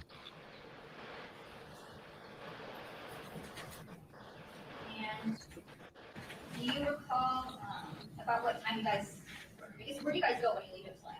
Back to 9,000 Connie. Do you recall about what time you guys get back to 9,000 Connie? Probably around 8:45. I was cutting close on the tether.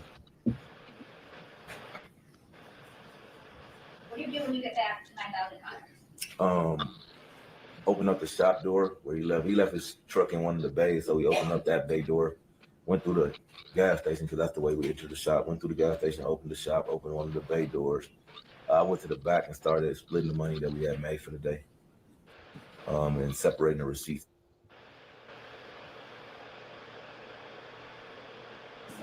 So, Get in this truck. do you recall where at this truck she got into? Passenger seat. The front passenger, back passenger, or something else? Front passenger. And where's your bus at? Back in the back with me, separate the cash.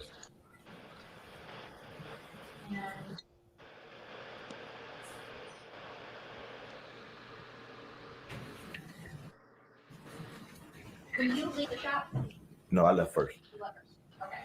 So when you leave, who's still at the shop? Jarvis and me. You see them leave the shop at all? No.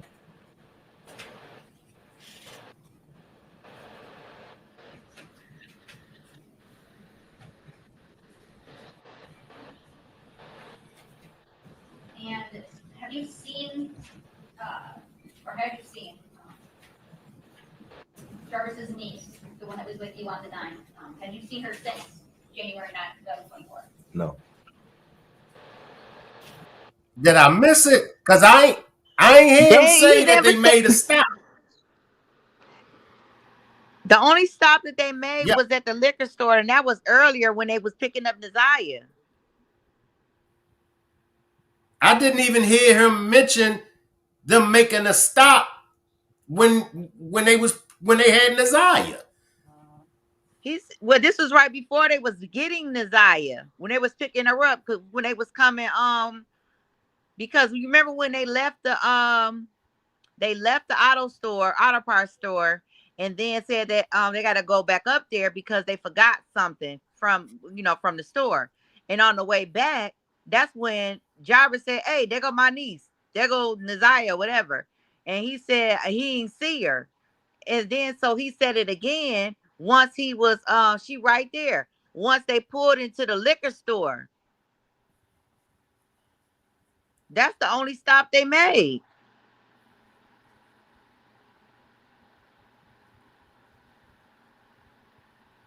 And then even when the other prosecutor was asking him any other questions after that, when when the other lady started talking to him, he didn't say nothing. Still didn't. I didn't hear it. I didn't hear anything about he made a stop. But that was the only stop that I did hear, that they stopped at that liquor store to pick up Naziah. That was it. From what I understood. Let me let it finish playing. Now let's talk about the day after that you guys went to FC, so January 10th. Do you recall if Mr. Bucks was at work that day? I don't think he was. What makes you think? Well, that was January the 9th. I didn't hear him say it. So, all right. One for King's, one for King's baby mother. Right? I don't know why y'all keep calling me King's baby mother. That is not right. One for King's wife. Right? No. One for King's girlfriend. No. I got one better. One for Jarvis's girlfriend. Hell no. Absolutely no. One for Jarvis's. I belong in that stable. You don't belong in that stable? No, I don't qualify. Okay. Now, and I even feel this way. We feel like you must be close to King because you're defending him. Is that true? I don't even know him. Okay. I don't know him. I never met him. I never seen him. I never seen Jarvis before. I never heard of him or anything. So, and they're right around my age. So, I mean, like I said, I'm from the west side. They from the east side. I don't know them. I didn't know nothing about this story until I heard it on. I didn't even hear it on the news. I heard it on YouTube. Through the content creators. So no, I have no skin in this game at all. No, don't put them on me. Don't put them on me. So no, nobody sent you. You just was a bush watcher, and you just decided to come out. Say that again. Nobody sent you. You just was a bush watcher, and you just decided to come out. Yeah, because of what the subject was. I have been wanting to say something about the phone calls. I mean, the text messages about, like you said, when you said you think Shannon was doing, making some of them text messages, and I was talking to the TV. I'm like, no. I'm like, that's straight Naziah. That's Naziah. They talked like that. She talked to him like that. A lot of other people feel the same way. So yeah, she talked to him like that. I don't feel like that. Cause so put it like this: if she already knew they was messing around, why would she have to play a game on him to try to trick him to make us, to trick him? Well, I can answer that because she wanted to hear it from his mouth herself. And I'm not going to say all the time, but when women and men do it too. Sometimes we want to, like, we'll catch you. We'll catch you, but we want to make sure. Now, men is a little sloppier than women. Because with us men, when we assume something, we gonna react to it. Right. Whereas though with women, y'all way more careful than we are. Y'all will set us up like that. I know what I'm gonna do. I'm going to set him up. Because if I go and if I ask him, he going to lie to me. So what I'm going to do is I'm going to act like I'm Naziah. I'm going to send him this text message. How you like your women? Skinny? I put some money on it that text came from Shannon. You'll lose because that's not. Why would she even say just that one text message? You get what I'm saying? If I'm trying to trick my man into like acting like I'm somebody else and I want to play this game to get some information out of him, to admit to his cheating or whatever, I'm not going to just do one message. I'm going to keep it going. That's when the other line of messages came into play. I still say no to that. I don't agree with that.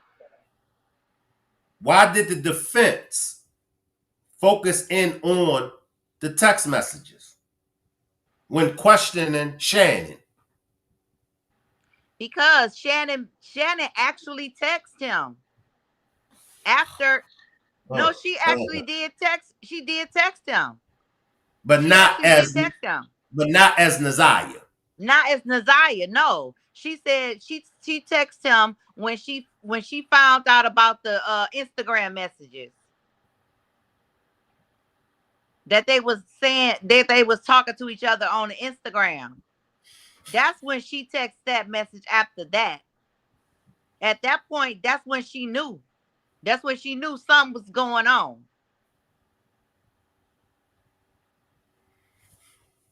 That's when she knew.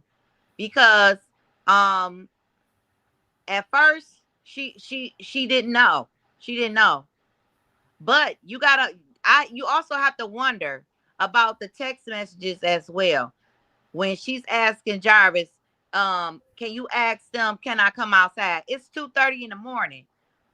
And okay, so why would you ask did my grandmother say I can come outside, or Shannon or whoever, can I come outside at 2:30 in the morning? That part don't make no sense. But we just don't know how they run their household, because it's definitely not with no tight ship that Annette said she was running. It wasn't no tight ship for sure. It wasn't that. Who sent the evangelist? I think that the evangelist is messy, and he wanted to be a part of it because he does have some type of information, and he was around because he was going with the brother or whoever that is. So he was privy to a lot of things that he saw. But I think that he wasn't even around no more. He wasn't even around anymore. I think it was like at least a year or two he was gone with somebody else. So, I mean, if you that close to somebody's family, yeah, you're going to know the ins and outs, because you're going to still kind of keep contact with them, it's some type of way. Or you didn't been around them and you didn't learn how they are, So I don't think that evangelist, he ain't really told us nothing. He ain't told us nothing that we don't already know. All that innuendo talking and stuff, I mean, that never added up to nothing. You don't think that he made sense? You don't think that he made a point by saying that Naziah ran away? You think that was just BS? You don't think that made sense? Well, I mean, I believe that maybe the conversation did happen. I think that he did hear them talking about it. But in this case, I don't feel that Naziah ran away. She didn't run away. That girl did not run away. He don't know what happened to her. If he knew, then why would he even be online talking about it if he knew exactly where she went or what happened? Kids talk junk all the time. How did Jarvis pour off this red rum? I now that I haven't even really dissected that too much because there's too many factors that's missing. It's too many factors that's missing to kind of say, well, he did it this way, he did it that way. And also, we got to think about the fact of when what was that? November of 23 when they was looking for the ways to get, to have a you know, get rid of the Abortion. baby. Yeah. So then he was kind of guilty on this part of because that would be, they will use that as a motive. So he would be the only one that would benefit from her not being around because she would be pregnant with his child. So now Shannon, it wouldn't it would just be humiliating to her. You know what I'm saying? Because she was really literally was the side chick to her niece. Really and truly. Because now, Marquita did say Shannon was the side piece. Her own sister said that in my interview. She said Shannon was the side piece. Right.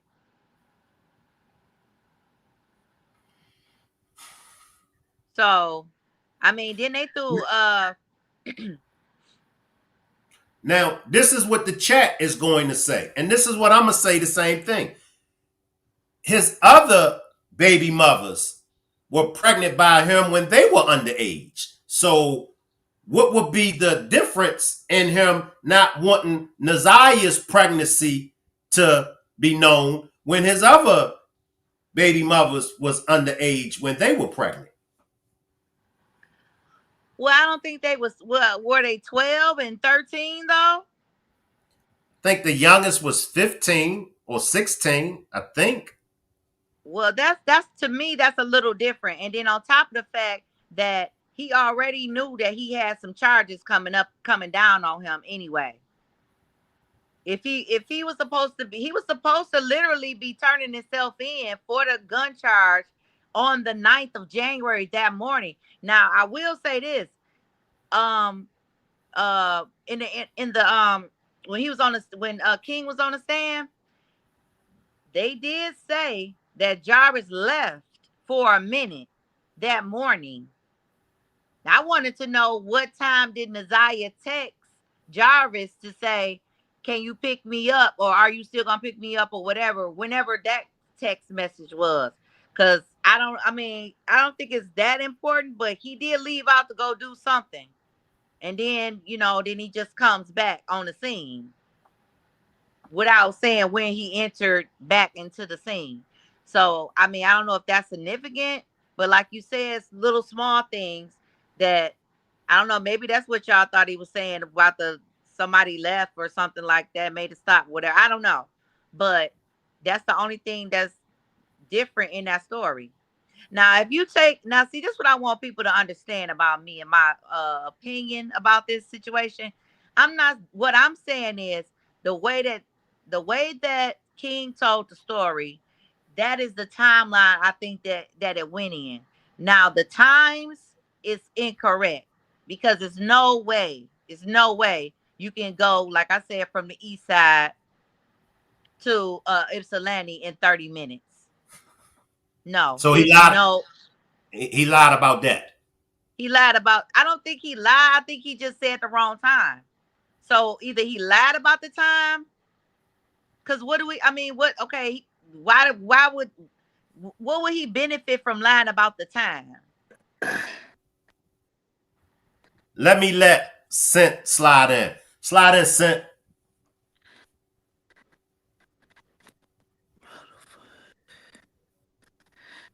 Hey, can y'all hear me? Yes. So I've been also watching the case for quite some time, since almost the very beginning. I was just kind of trying to figure out how we think that Jarvis, I really feel like Jarvis has some involvement, but I'm kind of on the fence with almost with Fufu with Jarvis and King.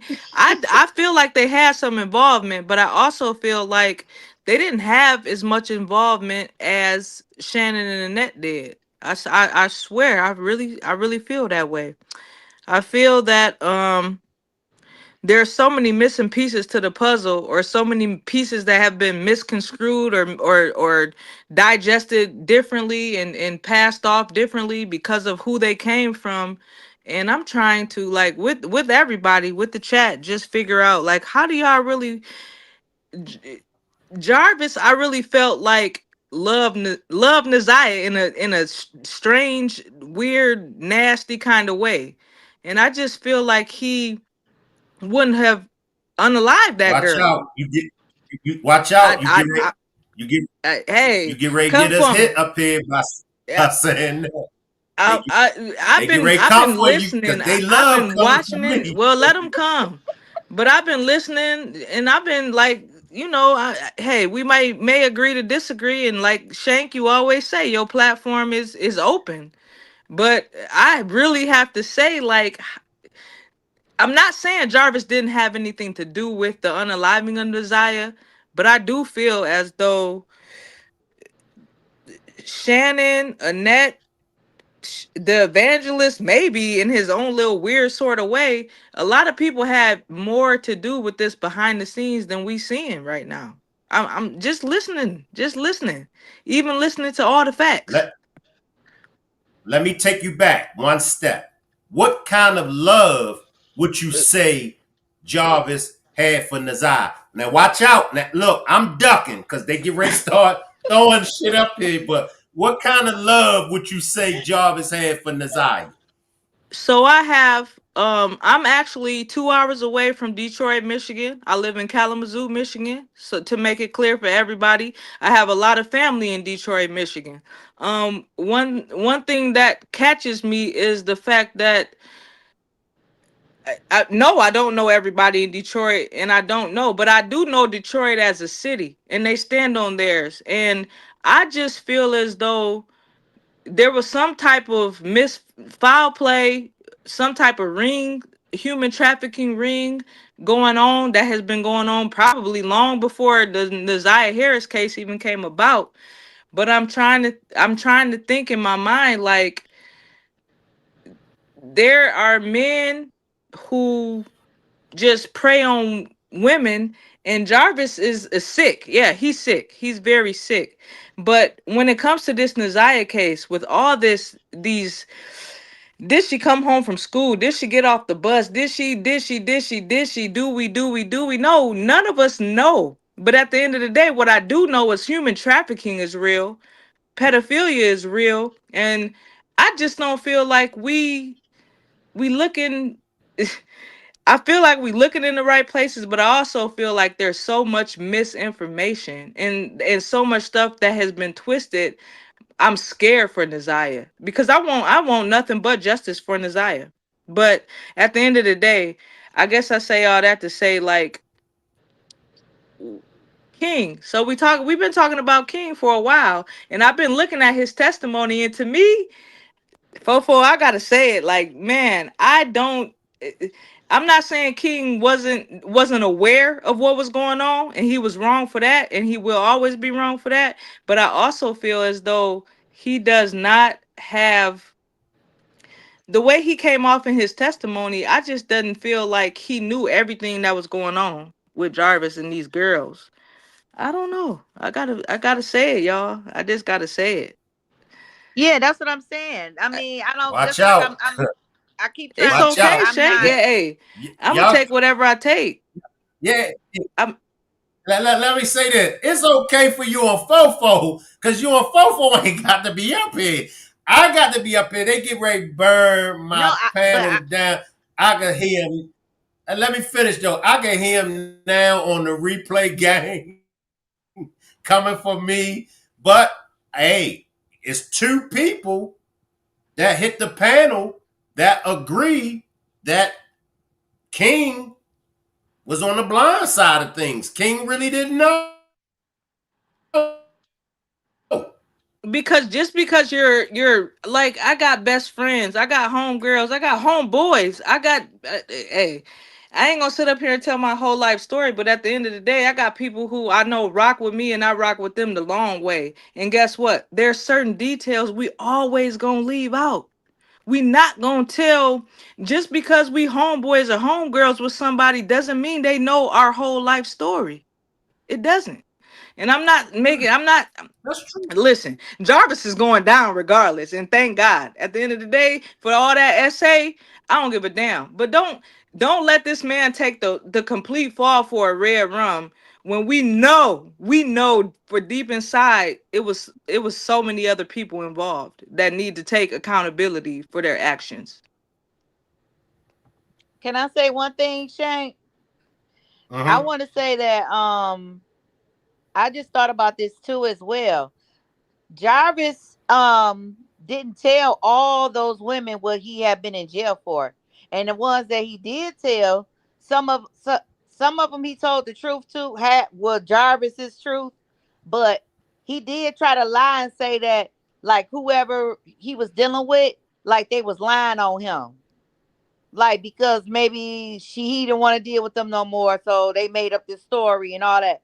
So I think that in his mind, that's what he likes to lead with, to try to make him seem like he's not this big monster. But I think that King probably knew about him messing with young girls. Period. Because think about it. This just came on my mind. If King had a friend that was messing around with daughter. They look at the company that they keep. Now, this is one of his oldest daughters. Now, it's one thing for you to mess with a 16, 17-year old. Then when you start talking about a 4-year old, an 8-year old, you on a whole different level. You get what I'm saying? Maybe King rock with the young girls because the little girl said that King was being creepy. You know what I mean? So, but when it comes to little girls like that, I don't know. Maybe he not into little girls, but Jarvis take it to a whole nother level. Cause I mean he What do was you messing mean? with a Ho, 4-year-old. fofo, ho, ho, ho, fofo. What do you mean he wasn't in the little girls? Little girls is little girls. You No, but lost me I'm with that saying one, fofo. no, but what I'm talking about is okay. When I heard that you can put it like I'm gonna put it like this. When you're talking about Naziah being that young and basically being groomed from him, she been knowing him since she was 2 years old, right? Jarvis came into their life when Naziah was 2. So all this time, it probably started off for Naziah was like a little crush, and then he saw that he could get his hands on her because he started working on her. And also, what I'm saying is the difference between the little girls is like a 16-year-old and an 8-year-old. That's two different kind of little girls. I ain't no, I ain't buying it. I know where you going at. I know where you going at. I ain't buying it. Both are little girls. But I know what you're saying. 16-year-old is bigger, more developed than an 8-year-old girl. I That's all got you. I'm saying. That's all I'm saying. I'm not saying like, oh, well, it's okay for you to talk to a 16-year-old. No, I'm not saying that. I'm just looking at like I'm trying to think from a sick person mind, which I don't have that kind of mind, but I'm just saying like a person would say, okay, well Jarvis and his man, all he see is a vagina. He don't see no age. Period. He don't see no ages. He wanna it's and I don't even know if it's his I don't even know if his sickness is about gratification, that kind of gratification for real. I just think it's probably more about that being having power, In you Jarvis' know? sick mind, I feel like y'all, I really feel like Jarvis does see ages. He knows because when the women outgrow his age limit, He don't want nothing to do with them no more. Notice all the women. He messes with women that have young children because when they reach a certain age, he like, oh, I gotta go find another woman that got a 1 year old or a 2 year old so he can start all over again. And the cycle will never end. And I'm gonna say this: I work in the field. I work in the mental health field, y'all, and I love everybody. And I know mental health is real. I feel like there's some savior for people who got drug addictions, substance abuse addictions. I feel like we can help fix them. Pedophilias, I'm sorry y'all, I'm still, and I've been working in the field for about 10, 11, 12 years now. I'm still trying to figure out, is there a savior for these people? And honestly, I don't think so. I can't see it. Hey, that's just my point of view because you're sick. That's a sickness that comes from within inside that we can work on 12-step meetings and we can go and say one day at a time for somebody who uses crack or alcohol and abuses it. But how the hell can you say we're gonna work one day at a time to save somebody who want to stick their penis into something that as a little girl? I can't. I'm sorry, Shank. I ain't trying to be disrespectful, but like there's no saving that population of people. Jarvis is sick. He's very sick. And if we let him out again, and if we continue, no matter how many chances we give him, there's no rehabilitation that I think is going to just drastically or dramatically all of a sudden come along and make him a person that needs to live in our community. Our little girls got to be saved. When I hear Brooklyn, I cry. When I hear well, we ain't heard Janiyah in person. We've heard transcripts. Yes, I got all the transcripts. I read them. I've read all of them. And I still feel like I'm trying to figure out how you can save somebody from or how you can repair this type of sickness. And I don't think you can. I really don't think you can. Certain things can be Let me rehabilitated. let my special guest Sean slide in. Slide in, Sean. Salute Shank. Salute chat. I just want to say this. I'm going to share a personal story of my own. I'm from Detroit too. I know a lot, and it's unfortunate, but I know a lot of guys, this go back to the 80s, that were older and they preyed on young females. I personally was a Naziah. I was like 13, 14, and was groomed by a guy that was in his 20s, almost 30s, had a family. And I didn't even know he was married, had kids. But when I got pregnant by him, I was pregnant by him like at the age of 14, 15 years old. And when he found out, he was like, that's not my child.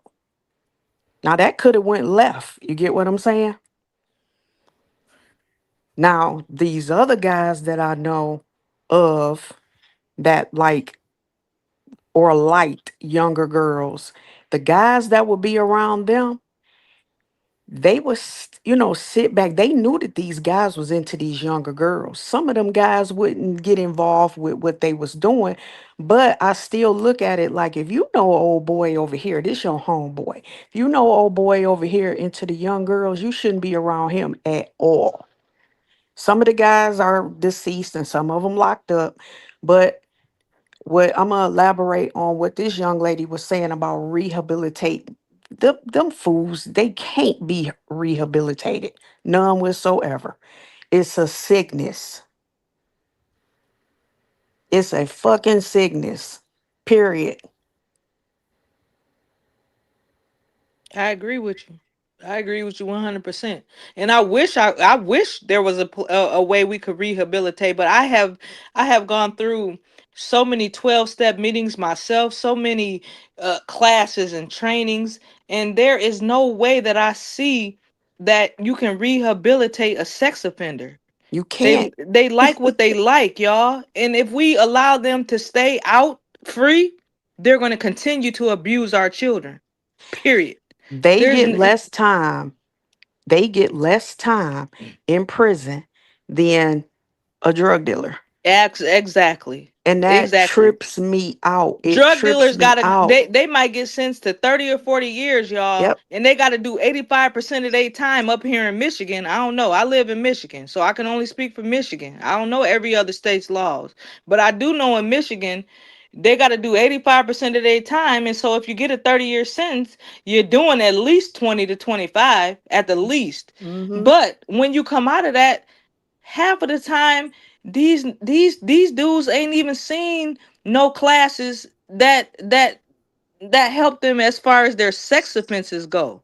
You know, there's nothing that speaks volumes for, man, we had this class with these 18 sex offenders and it went great and I feel like I made a difference. Hell no. No, it just doesn't work like that. It doesn't. That's a sickness that comes from within, y'all. And I know I didn't change the whole thing, but like at the end of the day, all I'm trying to say is when it comes to sex offenders, you not saving them lives. You not saving the sex offender's life. And if you let them back out, they're gonna reoffend. Yep. They're Let going to reoffend. let me tell y'all, I got a I, cousin. He was in the streets. He ended up he went to jail when he was like 18. He didn't get out until he was 20, 30, 40, 40 something. Mm. I asked him about this Jarvis butt situation. I said, what you think gonna happen to him? He said, whatever it is you or other people are wishing on him, he said, Jarvis Butts is at home. He said, because they put those kind together. So it's kind of like a up in the air thing with something happening to Jarvis Butts. He did tell me, he said he can put himself in protection. He can request to keep himself in protection, possibly the whole time he in there. So he can't be touched. But he did say they gonna put him with his kind. and y'all So know what? Even though they get put with their own kind, there's still some of their own kind that are tougher than them. mhm. So like you go in there and then y'all think, oh, they getting off easy. Man, let me tell you something. I had a cousin go to jail for that same stuff. I've been through the same everything, but like at the end of the day, y'all, Jarvis might, because Jarvis is Jarvis, and look, I don't know. Women is, hey, they drive me insane because why are y'all still putting money on his books? Why isn't this man teeth knocked all the way completely out? Why doesn't he need dentures? Why is he even still able to say, I don't have no money on my books for commissary? Who cares? Shank, you put me on punishment? Oh, I mean, Lord. yeah, Lord, I didn't even say funky No, ass though. I somebody thought in the if I didn't chat say must be funky ass, saying I it. wasn't get on Somebody in the punishment, chat Shane. saying it. Huh? Somebody in the chat saying nah, the I was, magic words. nah, Oh, okay. nah, I was Okay. showing everybody his stable of women. Go ahead, go ahead, finish Damn, up. man, I be getting tired of looking at these ugly ass wenches. But Y'all, can anyway, I put say me on. this? Well, we on punishment now, so we might as well just say it. But Can I yeah, say this? This Go ahead. case is a high profile case. This ain't just no Detroit case. no, It's all over the United States, maybe exactly, all over the world. What's exactly. unfortunate is there are women low key that are fans of Jarvis Butts. Yes, sad. Oh, Low key. And they want to write this nigga letters, and it's messed up. It is But messed up. but y'all know what? It's always a lady, a woman, that's always gonna feel like, and I think that every last one of these women on this panel, on this little, on his stable, they all felt like they could fix him. Mm-mm. They felt no, like they could fix I feel him. like honestly, Fufu, I feel like they wanted Jarvis to fix them. They the broken ones. Because if you ain't broken as a woman, why would you even tolerate this mess? Well, well, I feel like they're broken coming from like Well, let me if I if I if I let almost like the movie Precious. Yep. You get what Okay. I'm saying? This what this remind me of. Like this is a real situation. Like I thought Precious was like totally unbelievable, but this is like really like Precious for real, like some real Precious type of stuff going on. But I will say this about Jarvis and his rehabilitation. It ain't no rehabilitation, and the only way he ain't doing it because it ain't no kids in the jail. That's That it. part. Now, what If he I went to wonder, prison, I'm sorry for interrupting you. If he went to prison for 10 years the first time and didn't get rehabilitated, what makes anybody think he was going to get out and do the same and not do the same thing? It's That just part. like That's true. That Let, part. now let me Very ask true. Sent. Let me ask you, Sent. I think I already asked you, Sean. I know I asked you yesterday, Fofo. Let me ask you, Sent. Would you date Jarvis? hell no. I don't mean, I'm answer. sorry. It's a Absolutely trick not, Shank. question. Absolutely not. And you know what? You know how, hey Shank, I peep you. I listen. I be on all your demonstrations. You, Miss Parker, too. I love y'all. I love y'all to death. I love y'all for the work y'all doing. If y'all can't see it, I love y'all. I try to support the best way I can, but y'all my babies, all of y'all. And the reason I respect and love y'all so much is because y'all doing a great thing out here. If we ain't have y'all and you know what makes me even more happy? All of y'all black. I don't care. I'm just gonna say it. But at the end of the day, Appreciate we need more black people like y'all to step up and make a mark for us or lead the way. I lead the way is what I can say. But for Jarvis, I promise you, yes, Shank. Let me be honest with you. Jarvis is a nice looking young man, and I know you done No, heard it before because I look, done look, heard it Thank you, before. you. you, you, you get Listen, ready to really get my panel hit, duck. well let us go then. You said your You panel was get ready to get open. my panel hit. You get ready to But get my panel hit saying that, Can I duck. say but something? but you Can I said your say panel was something? always open. I ain't being disrespectful, am I? Can I? No, No, no, no, no. no, no. I That's Don't your told you? you don't opinion. answer that. I told you don't answer Oh, that. It was a trick question. They oh, got me no, he ain't yesterday. tricking They me. got I'm me. I'm Can telling I you, say I'm telling something? Shank he ain't tricking me. Can I say something, y'all? Yep. Once that picture was put up there and he was an SA, he no longer was attractive. I'm sorry. Okay. He no That's longer. your personal That's my opinion, opinion. right? No longer. You are no longer attractive if you got a title on your name as being a SA or whatever the case may be. I'm sorry. I still in the nastiness of Jarvis. If you look at him physically, he's going to be physically attractive to a lot of women, Shank. Period. And why lie about that? You know what I'm saying? But what we can't lie about is the fact that that man deep inside is a monster and he's nasty and he's disgusting. So for me, I'm 41 years old. I'm gonna just lay it out there to all y'all. I don't give a damn. But at the end of the day, I'm at an age where I done grown past just looking at somebody's physical appearances. You Mhm. know? Yeah, he can look as good as he want to look. Yes, he's a cute, fine young man. But no, he's not a man. He's not, he man, he don't even get my respect as a boy. And I don't even like calling black males boys because of what we went through as far as our generations go. You know what I'm saying? We was called boys. Look at Roots. Look at Toby. Nigga, I don't want to call nobody a boy. Just like I don't want to disrespect nobody as the N word. But at the end of the day, come on, y'all. Come on, y'all. Let's be for real. Jarvis ain't no ugly man. All the females. Shank, tell them Duck, drop a one in the duck. chat. Tell them drop a one in the chat if they think Jarvis is sexy. And not to be biased because of his pedophilia, but if Jarvis wasn't a pedophile, I bet you a lot of your women in your chat would say, "Oh, he's a fine young man." Drop a So who gonna one. lie about that? Drop a one in the chat. And on the replay gang, if you think Jarvis is attractive, drop a two. If you say hell But to the but no, no, everybody gonna no. lie. No, Ain't but you nobody, gotta ain't add that. nobody, You ain't gotta nobody add gonna that be one honest part to right it, now Shank. though. Ain't nobody gonna be honest right now, Shane. Come on now. I was I am. honest. I was I am. honest about it, and I got toe up from the flow up. They put I me with am. go. They after yesterday, I go with Shank. I mean, I'm sorry, not Shank. I go with King, I go with King. King and Jarvis. Yeah. As far as the chat is concerned, I'm speaking up for them. I'm outside the courthouse.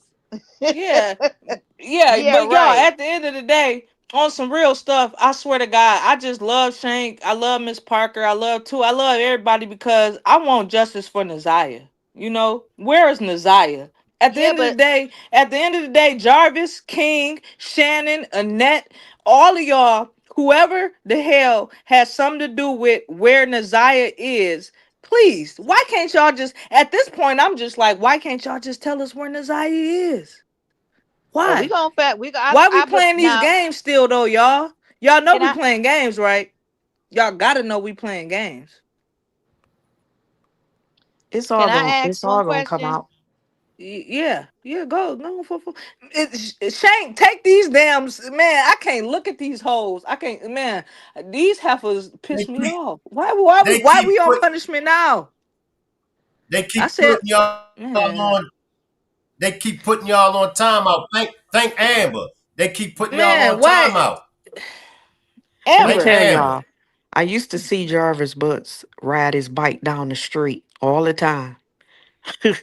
It was nothing attractive So about you him. used to see him. Yes.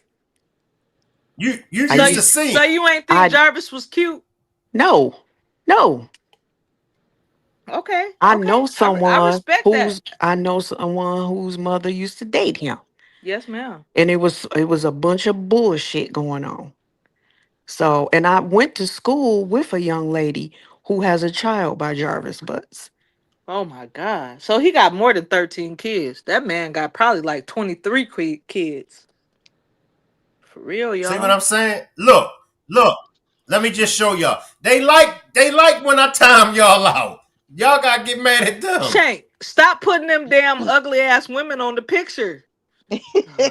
Tell them Yes, he stop using my word. Funky yes, ass. I'm the Latasha. only one that can use funky ass. Tell them stop. Man, please stop, y'all. Y'all, I'm tired of looking at these hoes, these heifers. I'm sorry, y'all. Jesus Christ. But y'all I know what? hate it.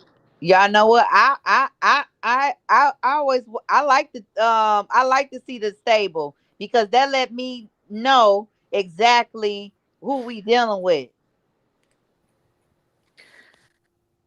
Do It do it reminds though? it reminds me of who we dealing with. What type of mentality Jarvis got?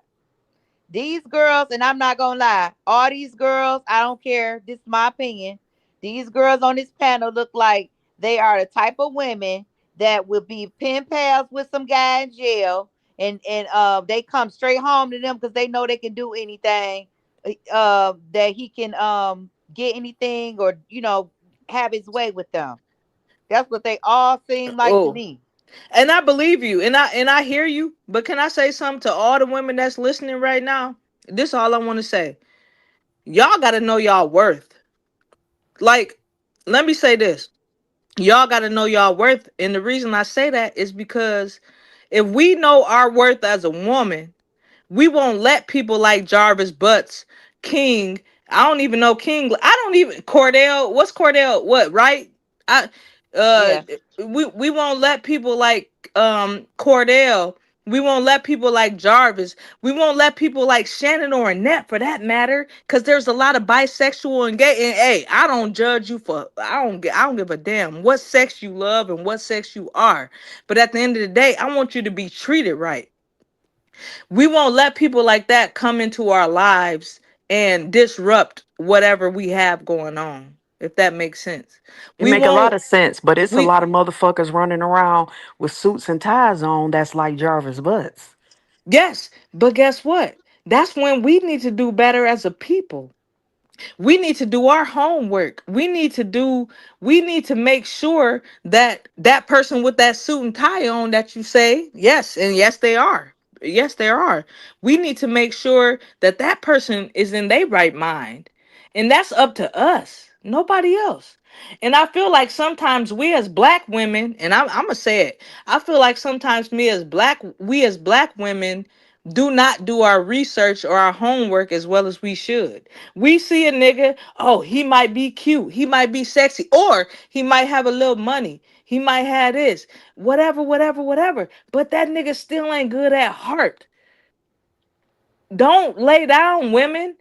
Don't bring your kids around is what I'm saying. Please don't bring your kids around until you have done your research on a man. And Shank, I watch every demonstration you do, whether I gotta catch the replay because you do a lot of them during my work day. So I can't catch you, but I catch you. Damn it, I catch you. And I heard Shank do a demonstration one day earlier, I think it was today or yesterday, where he was talking about just basically it still had to do with the case, but he was still saying basically like we need to make sure we are respecting ourselves as women. You know what I'm saying? Like, so women, we come home, right? We take care of the kids, we make sure the house clean, we do all that, but at the end of the day, we still got to protect our babies. So just because you cleaning and cooking and everything else going on in your house, that's right. You gotta watch who your kids is talking to on the internet. This shit is dangerous out here, y'all. You know what I'm saying? The internet ain't nothing to play with. The internet is undefeated. When I say undefeated, I mean like how the fuck can I wake up and go to work every day and be like, oh, my baby got access to Wi-Fi. Let me see. Like, y'all, check what y'all kids is watching. Check who they messages. Check who they talking to. Because if we probably did this a long time ago, Nasiah may still be here with us. Well, first of all, the grandmother and everybody just didn't have a real answer about if Naziah had a phone or not. So one minute she don't got a phone, one minute she got a tablet, one minute she got, but bottom line is Naziah knew exactly what to do. She know exactly how to get in touch because it was too late. Now, I don't want to say that Jarvis loved her. I don't agree with that. Mm-mm. He loved what he can do with her and what he Exactly. can get Yes, from ma'am. her. And He also manipulated her Yes, mind she ma'am. was because in she love. She young. was in love with Yes, him. ma'am. Hmm. She was in love with Jarvis because she was she would be begging him to like don't be mad at me. Are you mad at me? Hello. Like she would be texting him on days on end and he wouldn't even answer her. You know what I'm saying? Fofo, Manipulating her I agree mind. with you. I agree with you 100%. But as ladies, all three of us up here as ladies, and all I can say is, don't y'all remember when the man just came and came into your world and just made you feel like he was the most specialist person on the world to you, in the world to you? You know what I'm saying? Like he Times came in, change. huh? But y'all do know times has changed. Yes, yes, Shane. Yeah, yes. And But at the end of the day, as ladies, we still feel like when a man come to us and say, "Oh, baby, you so beautiful. I love you." You know what I'm saying? This, and that. We going for that. We still going for that, Shank. We still going but because we like to hear but, those kind words. But action but speaks louder than words. let Yeah, me but what if slide but in. what if Let Jarvis was showing her? Jarvis was showing Desire because that was part of his let, grooming process. let He me wasn't slide in. showing her. Yeah, yes, he was. How wasn't he? Let He, I'm let me sorry. let me just slide in.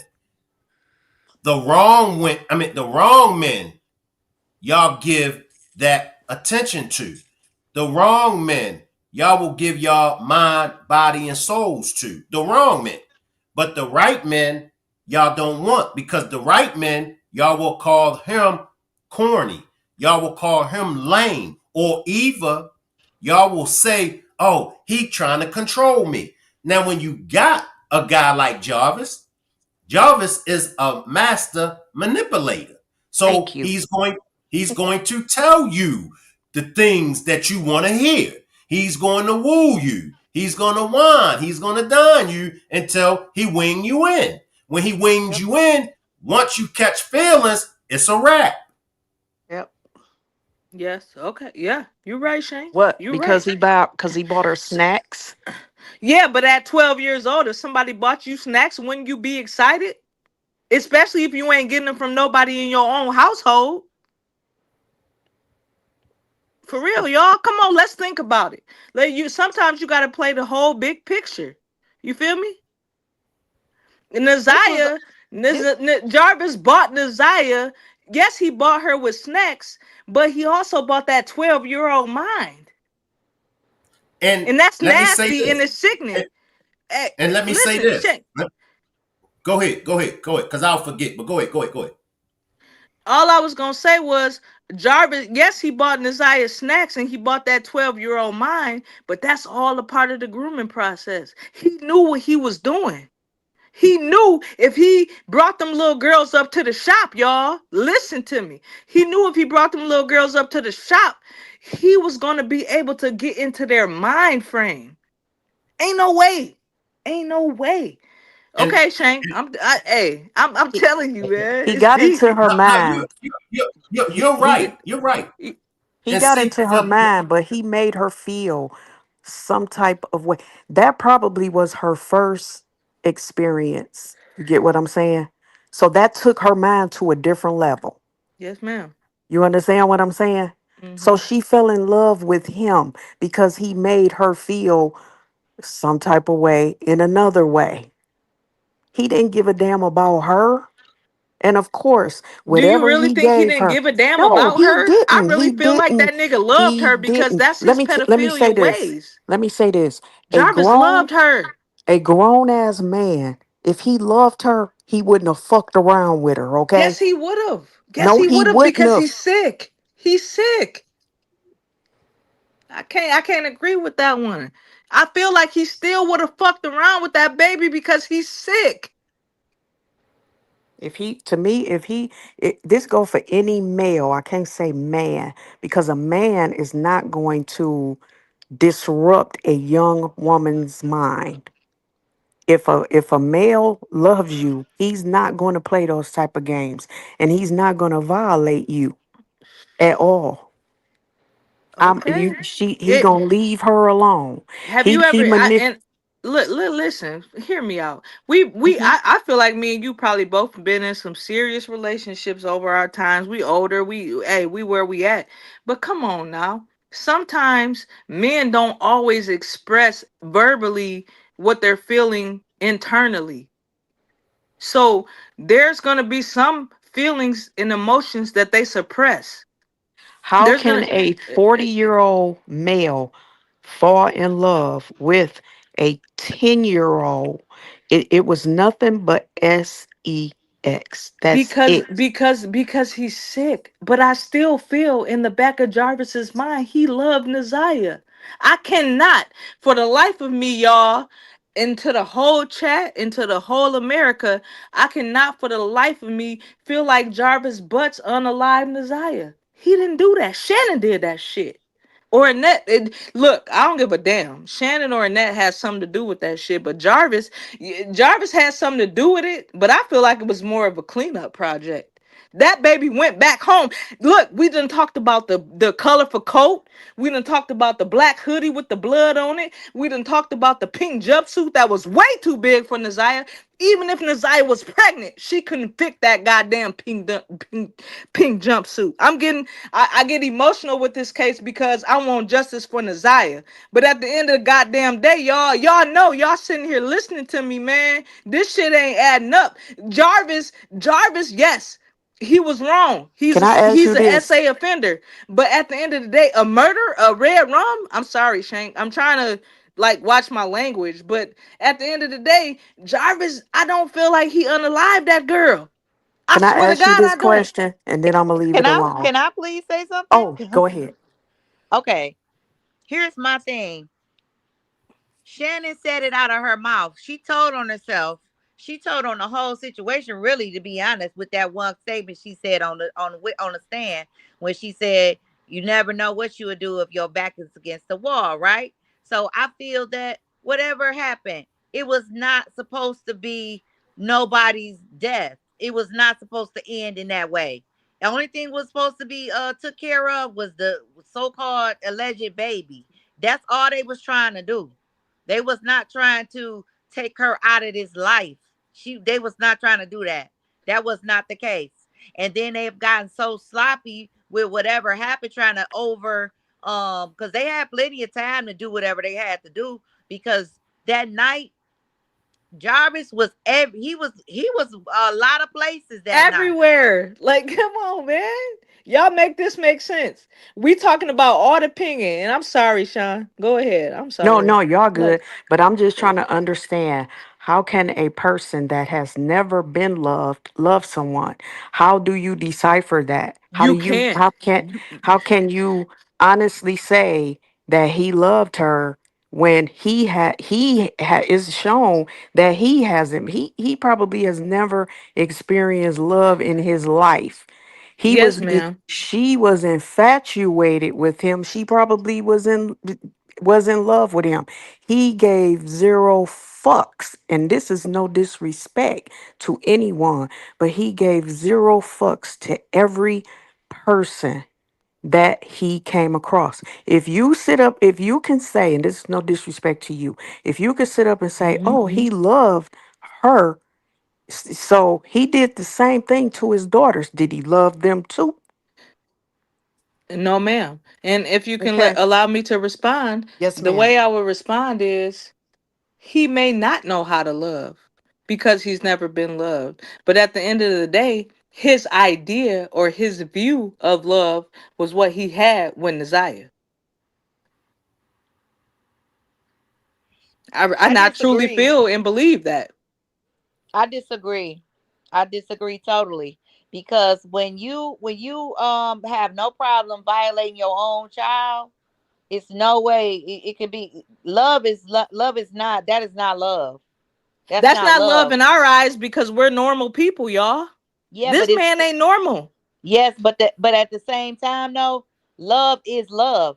You know. So what he his But how can feelings you say, are is. but how can But y'all hold on. say, You not letting me talk, because yes, ma'am. I'm sorry. okay. Yep. Yes, ma'am. All I'm saying is I understand what you mean, and Shank said this too before about him loving Naziah.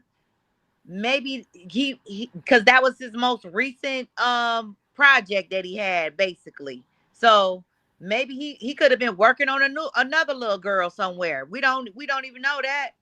Right. So this was business as usual. This is just like any man that um want something, they gonna go after it, and once they get it, they basically like, oh, okay, what next? You know what I'm saying? So Yes, ma'am. with Naziah, when this with so-called baby, and obviously she had been so-called pregnant by him before, if he bought a plan B one time before. So all this is nothing romantic about this, because he never said nothing to her on the phone like, I love you and I'm the only one that love you, or nothing he was saying. It was just like straight up, let's get it on. And then on top of that, he would be risking. He just knew that this particular girl he was able to get with, he had all access to her, and it but still sneaking around, because he got the most kids over there. Y'all gotta think about that. He had the most kids with Shannon, so he had more of a excuse to be over there the most. Yes, and yes, I agree. I agree wholeheartedly, but I also disagree in the sense of a man or a woman, for that matter, can't speak on loving someone, even regardless of like the history or the past. You know what I'm saying? So like what I'm saying basically is like Jarvis Jarvis doesn't even know how to show real love, y'all. So what I'm saying is, as a pedophile, he's been messing with these young girls for so long. His idea of real love is manipulation. It is prostitution. It is human trafficking. It is, he doesn't know how to show real love. You know what I'm saying? So And then You that's ain't never what had that. it. how can you say Hold that he on, loves y'all somebody can come then? for me and y'all can come, but at the end of the day, what I'm trying to say is like he's not the type of nigga to be on the phone like, okay, yeah, Naziah, I love you. But at the end of the day, without him even saying those words through a text message or a phone call, he loved her because in his mind, that's the love that he knows is messing with little girls. And He let me never loved slide no in, little y'all. girl that he messed with. Let, Huh? let me slide in. He's never We loved got any girl that he messed with. You don't think he loved Naziah? Because I No. really do. I really feel he loved. let me slide in, y'all. We gotta do this again, all right? I'm gonna bring y'all back up and give y'all final words though. I love the dialogue. We got a whole lot of different perspectives. So we're gonna backtrack again. Um, Make sure everybody pull up tomorrow at 12 noon and then pull back up tomorrow evening at 10 p.m. We're going to backtrack. And if you want to join me on the panel, just click on the blue StreamYard link when I drop it. All right. Any Shank, last words before I do. we get let I me get enjoyed the to y'all. panel. I enjoy all of y'all. I respect everybody's different perspectives because that's what it's about. I love everybody for giving their opinion. We all want the same thing at the end of the day, but whether we agree to disagree, I feel like it's important to note that we all want the same thing at the end of the day. I just feel like you know, we can't Shank. I can't anyways do the middle of the day meetings. I wish you would do them in the evening. Cause hey, everybody work schedules is different, but do it. If the only suggestion I have is Shank, can you make a couple times a day where you do it? Where you do it? Cause Sure. I What can't time do it in the middle of the day. what time is good for you? Later, like 8, like how y'all do the 8 p.m. or 10 p.m. Cause I I work just all said day. 10 I 8 just said p.m. 10 8 p.m. p.m. 8 p.m.s or Well, 10 you p.m.s hush good. up $10. I just said, boy, you can talk. I said 10 p.m. Go I ahead and thought you finish. said you was gonna do it at 10 a.m. That's the only reason I said Lord that. have mercy on my soul. I said 12 noon and 10 p.m. Oh, okay, I got you. Yeah, go I'm ahead and sorry. finish. I apologize. I No, you apologize, good. everybody. You good. You good. But I get Finish your last emotional. word. I get emotional about this case because it's so close, and I got little girl cousins that live, down the block from me, and I got one little girl cousin who already been trafficked, and I'm trying to Mm, stop. I'm trying to help stop this shit. Like it hits close to home. This case hits mm-hmm. close to home, so close to home because I'm right there. I'm right there, and I'm trying to save a family member as we speak about Naziah. I want to save. I want justice for Naziah, but I also want not no other family members to go through that shit. Period. I'm sorry, y'all. All right. Appreciate you, Sent. I see you. I All see right, you tomorrow at dropping 10. down. All right. Can I get everybody to give Cent Dollars a warm welcome? She brought some jewels. Any last words, Fofo? Um, I just would like to know what's gonna be tomorrow's subject so I can study tonight so I won't have to be stumbling over my words and getting the FA put behind my name and foo foo and all that stuff. Just disrespecting me all the way around the board. I'm I not not sure. I'll put it up early. I'll have tonight's demonstration up early. That way it'll give you and everybody else time to be ready.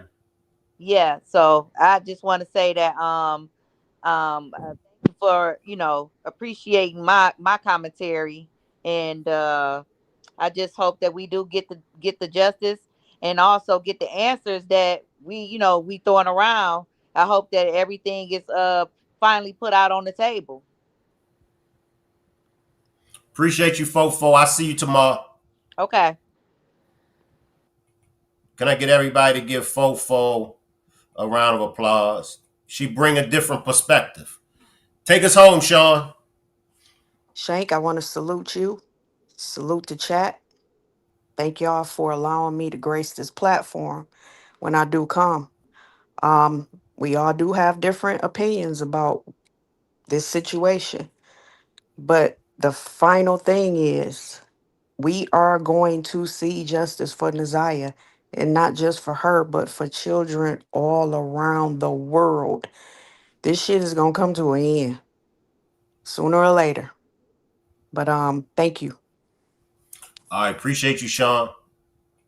As always, Sean always bring the jewels too.